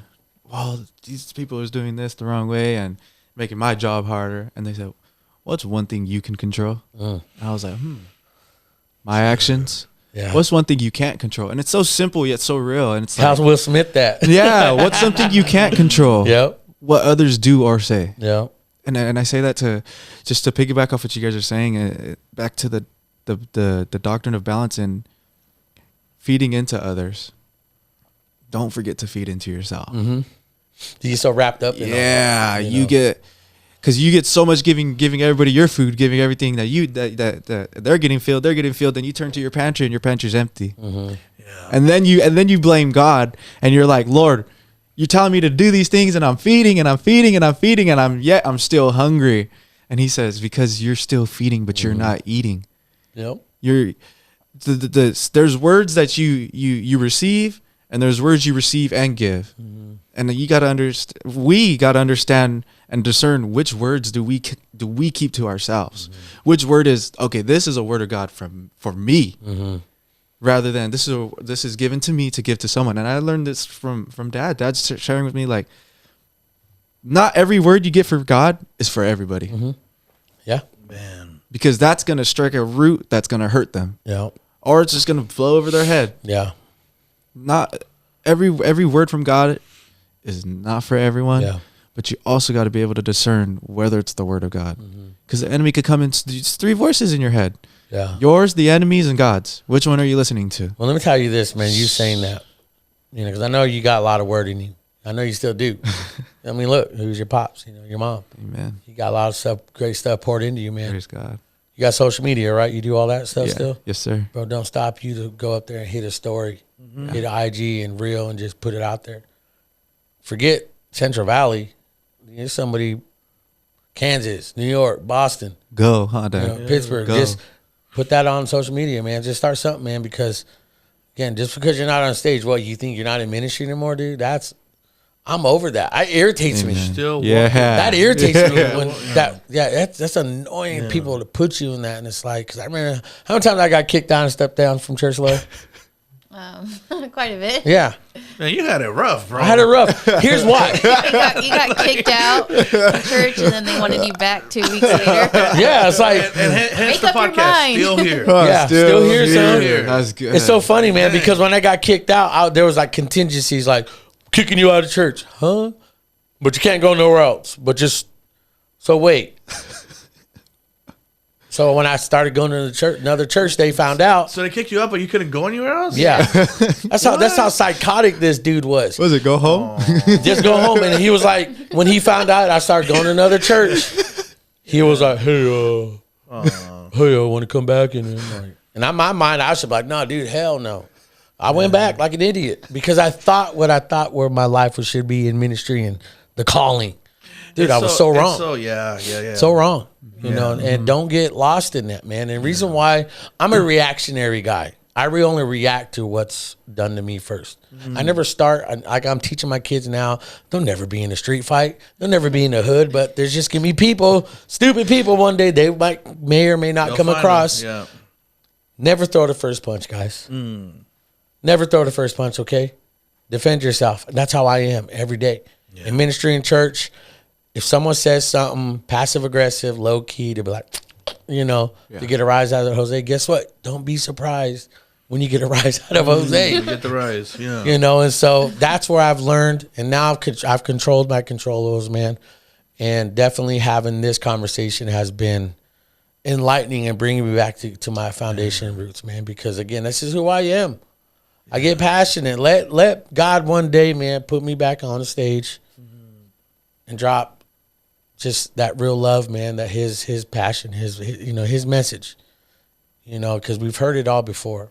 You know, you want regurgitation, listen to Elevation, Hillsong, Gateway, all these guys. I'm not taking away what they're doing. Yeah. Different strokes, different folks. Yeah, but again, if you want regurgitation, follow them. You know, but if you want something real, not new, God's word is God's word, never changes, man. So why try to change it? Thank you, Lord. Why try to add to it, take from it? Why try to make it something trendy? God's not trendy, man. God is God. His word is never changing. So why? Why make it? Why complicate it? You know. And so, again, man, this is my little corner in my studio. We're in my garage right now. Man, I didn't know this was a garage. I want to ask something real quick. To wife. Yeah. What is it like watching Jose come into his own, you know, into his season, and really, because I really do think like he's reaping the fruits now. Yeah, it's. I always knew he was a great speaker, and I always knew like he could just connect. That's just a gift when you could connect with anybody, and seeing him.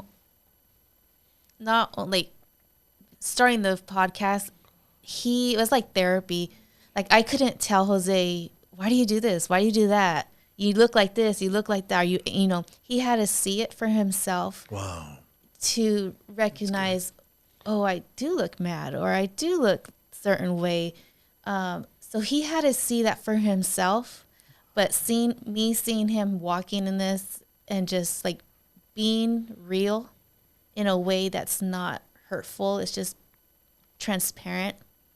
It blesses me so much, you know, because he's finally doing something that's what God wanted him to do the whole time, you know, and he's free. He's free and he has peace, and that makes me happy. Yeah. You know. Man, that's so awesome. Took a while. But yeah. But man, that's so powerful because, you know, I always forgot who I was talking to. and they kind of had the same experience. You know, when you're saying that he had to see it for himself. You know, I don't want to talk to you about you like you're third person. You're not here, Jose, but No, go you know, ahead. it is so true. Like so many things we do, and we have no clue, huh? Like we don't even know until like we actually hear it back or we actually look at it and see it. And it's like, you know, I forgot who I was talking to, and they're like, man, they said like, I did not even know that this is how it came across, you know, and it was something that they did all the time, you know. But it finally, like, he was listening to a recording, and he caught it for himself, you know. But man, I mean, to see, you know, I love what you said. You're not being hurtful, but being transparent, you know, and being truth, you know. There's nothing more liberating than that. Yeah, you're right, man. I'm looking up a scripture. I'm not being disrespectful. No. You're good. I was watching it, wondering why you're looking. I knew it. I knew you can see.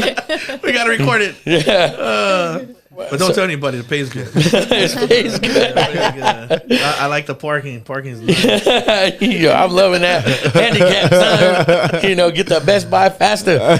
You know, but I don't know. Bible says we're the church. You know, Yes. and you know, and we've said, I've said this before, man. Church sucks. Come on, bro. But the thing is, though, it's not the church. It's not Cornerstone, Christ driven. Well, the table, the curb, the toilet, the brush, the other, you know, it's like the tehe. It's not the church. They're not the church. We are. The church sucks because we're the church. And, man, we suck. Man, bro. We suck. But that's what's so dope is that God still loves us. Come on, you know, dude. So it's like, I think I found a title for this podcast. I mean, the church sucks. It does. We suck. You know, and I think when we realize that, man, such a greater opportunity to really be used by God, man. You know, God used an ass to speak, man, and I'm the biggest ass on earth. Man. I am. You know, I am the epitome of God using the foolish things of this world. I really am. Glory to God. I really am, man, because they know me. They know Jose's this, Jose's that, Jose's this. But yeah, he still can do that. He's done that. Yeah, I'm the foolish one. I really am. You know, so that's why people hate it. Again, people like the idea of me, but they're like, well, it's him. That's why. Yeah. They like the idea, but because it's me, they hate it. You know, and so because they don't understand, what's the Bible say? They don't understand. God's going to use you to put to shame the wise. Yeah, use the foolish. Yeah, and that's me. And the people don't understand that. And I'm fine with that. I'm the foolish one, man. You have to be.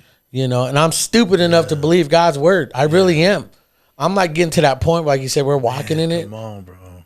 I can move that mountain for real. Yes. I can walk across Avocado Lake and not get infected with like herpes or so.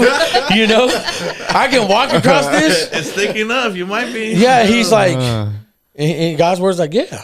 Well, shoot, all right. Why haven't I been doing this? I'm dumb enough to believe it, man. Yeah. You know, and don't take no ministry or title or whatever. Nothing, dude. God's going to use the foolish things. Come on. To confound the wise. I got an add-on for your title. Speak on it. The church sucks, but, still here. Ooh, let's go. That's it. There it is. There it is. You guys got the title of this pod, so it's not so direct. You know? It's like, Jose's still bitter. Let go. Let God. You know, that's the truth. It's like, that's so. But that's something you can say, man. You're going to get Jose. You're not going to get anybody else. You're going to know what's on Jose's mind, you know? But it's working through it. And that's the beauty right there. It's that knowing, like, okay, you might be doing good, but you're still getting better, you know? Like, you're not just good with just being good then, you know, like, and that's the life journey. That is the real walk with Jesus is, you know what, I am doing good, but there's still more work and I want to be better, not for any you, but for him, because he deserves the best me. That's why everybody else, me holding on to stuff with them, they ain't worth it. They're not worth me disappointing him, you know, and I know what he wants from me. I'm going to do everything I can, man, to give it to him, you know. That's facts. Give it to him, man. Well, let's finish this out, man. Let's kind of go over like the future and the vision of your ministries, because you said you have Loto Ministries and you have another business you're starting too. Yeah. You know, let's get into that, man, and kind of let's round out with that. Amen. So this year, man, we're really excited. It's kind of, it's an irony because I've been doing ministry for 25 plus years, and just this year we're getting a nonprofit license.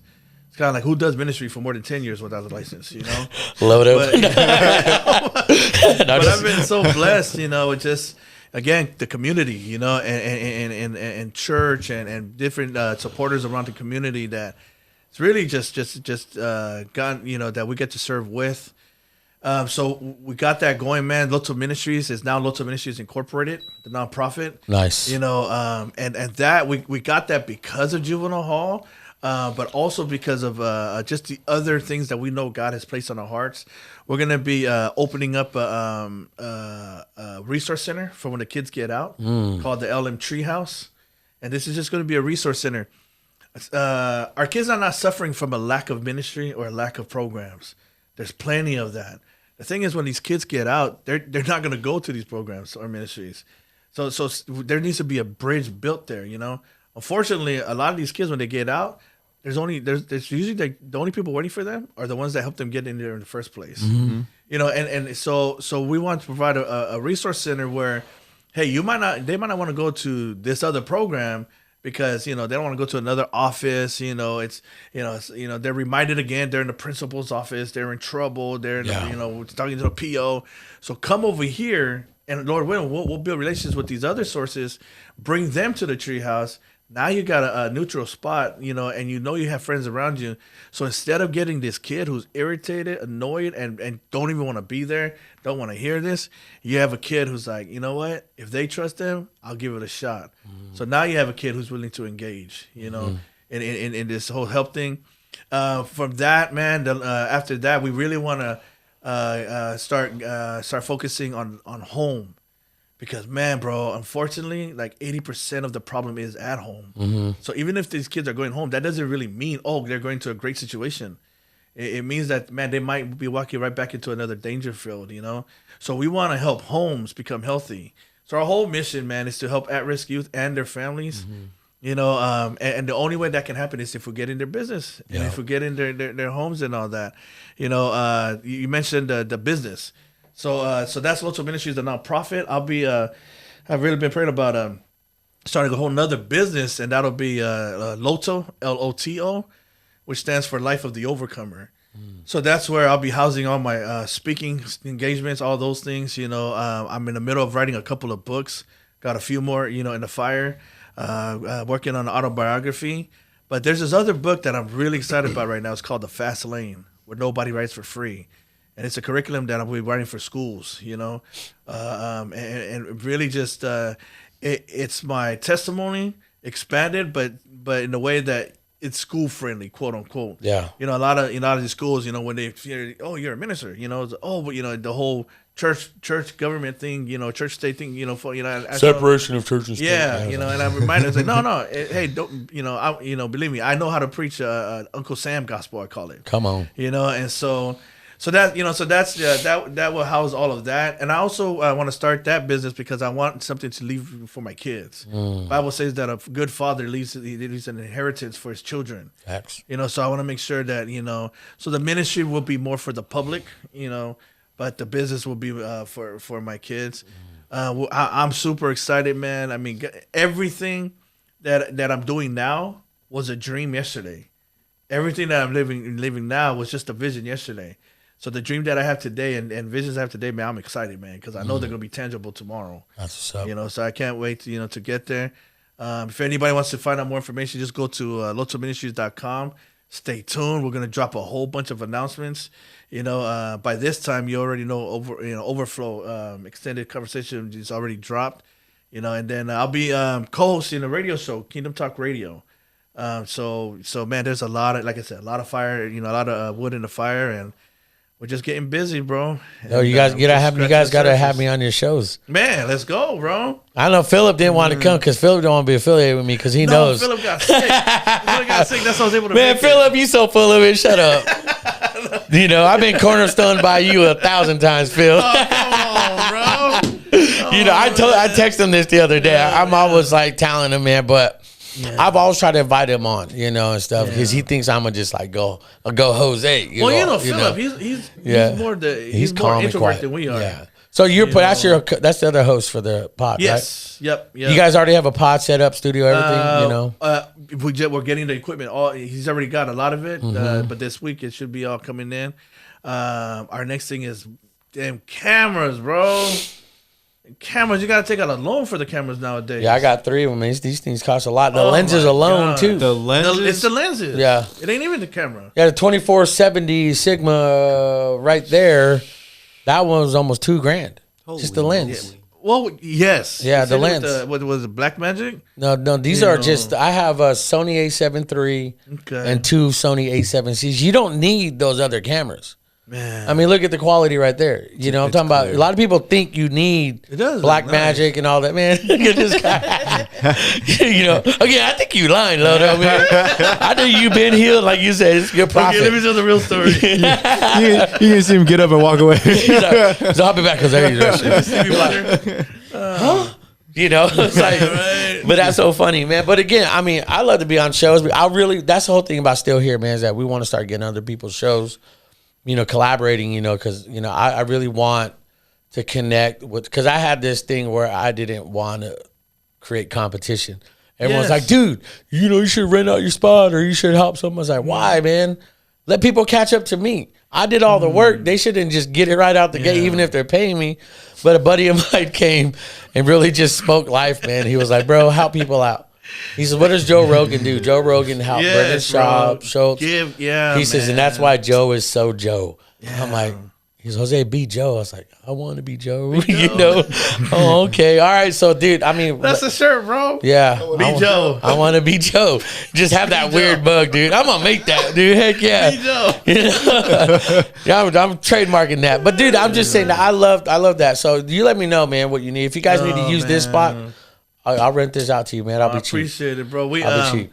And I'm so glad you said it because that is something I caught. Like, there's so many podcasts over here, man. Thousands. And it's just, it would be awesome, man, if we just rep Fresno, like, as a team. Because, man, Fresno gets the butt end of everything, man. Yeah, because it is the butt end of everything. Well, the Central Valley, what is I say Central Valley is the toilet bowl of California. Man. Because we get everything. All the smoke, all the fire, we get the worst. In that sense, We're the bowl. Yeah, we're the bowl. We're the toilet bowl. I love it, man. I love it. New paradise, you know. But yeah, man, that's phenomenal, man. Let me know. Definitely, yeah. We can only do this together, man. I mean, there's if we're gonna do it right and do it great, you look at every person that's successful. They're super generous, man. I need to be that. There's another thing, man. I'll drop another on you, man. Lead with the open hand, not with the closed fist. Yeah. I've been smacked around, so it's kind of hard. But I think God's healing me from that, man. Really is. After my buddy shout out Chris Wilson. Awesome. He told me that, man, and we had shot a pod last week with him and his girl, man, and just really spoke to me, and it hit me. Awesome. And I read you the text. I think I still have it, but it was a good podcast because it really just spoke to me, man. And so, can I borrow your car? Yeah, dude. I mean, dang it, I don't have it no more. But no, that's awesome. But yeah, other than that, I feel like that's super important, man. I think we talked about everything we need to talk about, man. It got deep, got emotional, got crazy. We brought in my man right here, Matthias. So it's like conversations went. Loto's like, you better not throw me under the bus. I will beat you when I get home. No, I don't spare the rod. Spare the rod. But I don't mind it because I know I'm not dumb, bro. Like I know what God's blessed me with. I know my position, in my home, in my church, and in my community. That's right. Dope.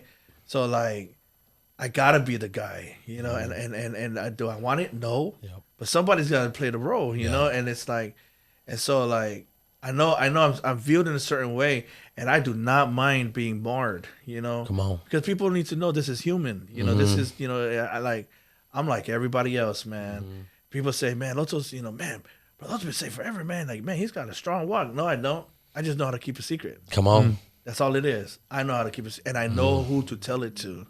I know who to confide in. I know, and my prayer is that everybody has that. Everybody has that, or else you're gonna go insane. Yeah, in saying that, then I know you got into it But we do this thing where we close out, man. Last words, last thought. Anybody listening and watching, that you want to speak to. I know we've talked to each other. We said what we need to say. We could say more, because, we all have that preacher in us. We go on for hours, But the thing is, people listening and watching, man, what's your word? I want one from you, man, but I want one from your experience, especially with young men dealing with what you dealt with and are still in now. So what do you think? What is your last word, last thought, Loto? And we'll just kind of go down the line. Wife, you do one, and I'll do one. Yeah. So go ahead, man. Man, I'm going to talk to Loto. I'm going to talk to Loto whether you have a rag on, whether you got a briefcase for work, whether you got an apron on, whether you got, the nurse shoes on. You're dealing with identity issues. You can't figure out what you're supposed to do. And a lot of that's because you haven't figured out who you really are. You're never going to really figure that out outside of Jesus. If I sound preachy, then I sound preachy. But that's the truth.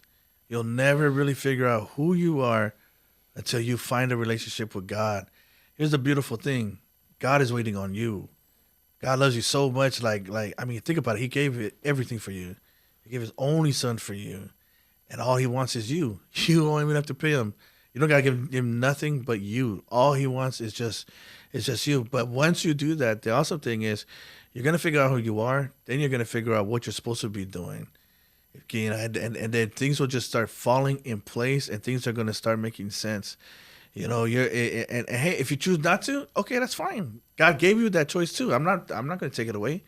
That's fine. But you will run into a place where reality will hit you hard, and it's going to cause a lot of damage, and a lot of things can go super wrong. But before it gets to the end, man, please just call on Jesus and give him a chance. He really deserves one because he gave us 1 million of them. So that's my last thoughts. That's dope. What about you, my man? Man, it's funny Dad's talking about that, you and identity. Man, from my perspective, I just want to talk to those who PKs, those who grew up in ministry, grew up in church, who are serving now, young, old. Don't forget about you. And I say that in saying, don't jeopardize pleasing others, or don't jeopardize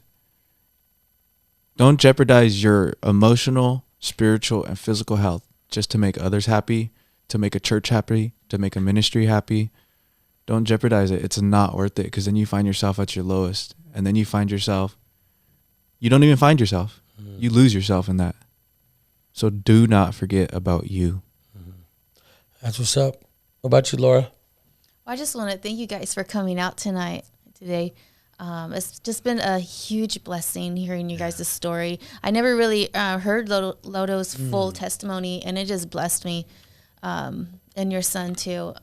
And hearing Jose go off on his, when I hear him speak, it blesses me so much, So every time he has an opportunity to speak with friends that have really influenced him growing up, and then hearing how he acted growing up, it just it makes me laugh. Like, you've known him so long. It makes sense. Yes, it makes sense. He was true. that guy. Yeah. But he's still the same. He still has a big heart, and it just amazes me. And you guys just blessed me today. Thank you. Yeah, I know. No. I'm the best. No, I'm just kidding. Heck no, man. I think I'm at where I'm at. Obviously, man, by the grace of God, I ain't getting all corny. Without God, I'm not doing that, man. That's stupid. But the thing is, really, it's the truth, because I experienced it, and then without the support of my wife, I'll be real, man. I couldn't wipe my own ass when I was stuck in COVID. I couldn't take a shower. So who had to do that? Wifey. She had to change a grown man diaper, pretty much. It's tough, So I'm at where I'm at because of that, man. It's like, sounds raw talk, man, but that's the truth. COVID killed me, man. The only person there for me was my wife and my kids, and so I'm at where I'm at because of that, So I understand, like you said, the position, this role we're in. I understand it. It's not gonna change me. Let me make $1 million tomorrow. Guess what? I'm gonna be the same dude. Nothing changed. I know, because I know where I've come from. I know what battles and wars and stuff that I've lost to be where I'm at, because I see all the scars, man, and I feel them still, and it's like, still here, son, and you didn't beat me, and I'm still here, So I'm here only because God really, his grace, his mercy, dude. So who am I to take credit for it? That's just real. Because again, everyone's going to know they'll know when it's flesh Jose, but then they'll know that's Jose walking in his calling, and that's where I'm walking. So I guess I can't say anything better than what you guys already said, man. To me, it's just find good brothers, man. Meet new people that that's going to pour into you, build you up. Get out of that boring same inner circle. If you feel like you're stuck, if you need to leave a church, man. If you need to find something, find it. Look for it, man. Seek God about it, man. Don't waste no time, man. We're getting older. One shot. You don't get one shot, man. Shout out Eminem, man. You gotta lose yourself in it, man. I ain't trying to get corny, but that's the real thing about it, man. You cannot waste time in thinking and hoping people will change, and then they won't. You're wasting your time not focusing on you. That's all I gotta say. So you guys, thank you guys again for your time. For your time. I respect and I appreciate you guys' time. That's what's important. Because it's time away from fam, business, whatever. And you guys chose to spend time with us here on Still Here Podcast. We appreciate it. You guys, we're going to have all their information in the description below. Like, follow, support. People can donate to you guys right now too, right, to the ministry? Yep. Yeah, go on the website. All on the website. So we'll have that in the description. Man, I'm super excited about this podcast. 2.5 hours, man. We are on Joe Rogan level. But guess what? We're gonna put it all out there, man. And be Joe. Yeah, I want to be Joe. I'm making a shirt. Be Joe. Seriously, I'm a be Joe, and y'all don't know, man. So again, tune in. My name's Jose Cruz, your favorite Native American, man. We want to say thank you guys for your support and your love. Tune in, man, for a lot of good stuff we got coming out. We're going to have real conversations like this. Man, we're going to have business owners. We have anyone and everyone that really has an impact in the story to talk about. And because, again, I can't reach certain people, but Loto, Matai, my wife can. Johnny Fisher, of course, you can. So we want to have a collective of real voices, real people, man, that know, real recognize real. Yes, sir. That's it. If you fake, fix it. That's all I got to say. I love you guys. We'll see you guys in the next one. Peace.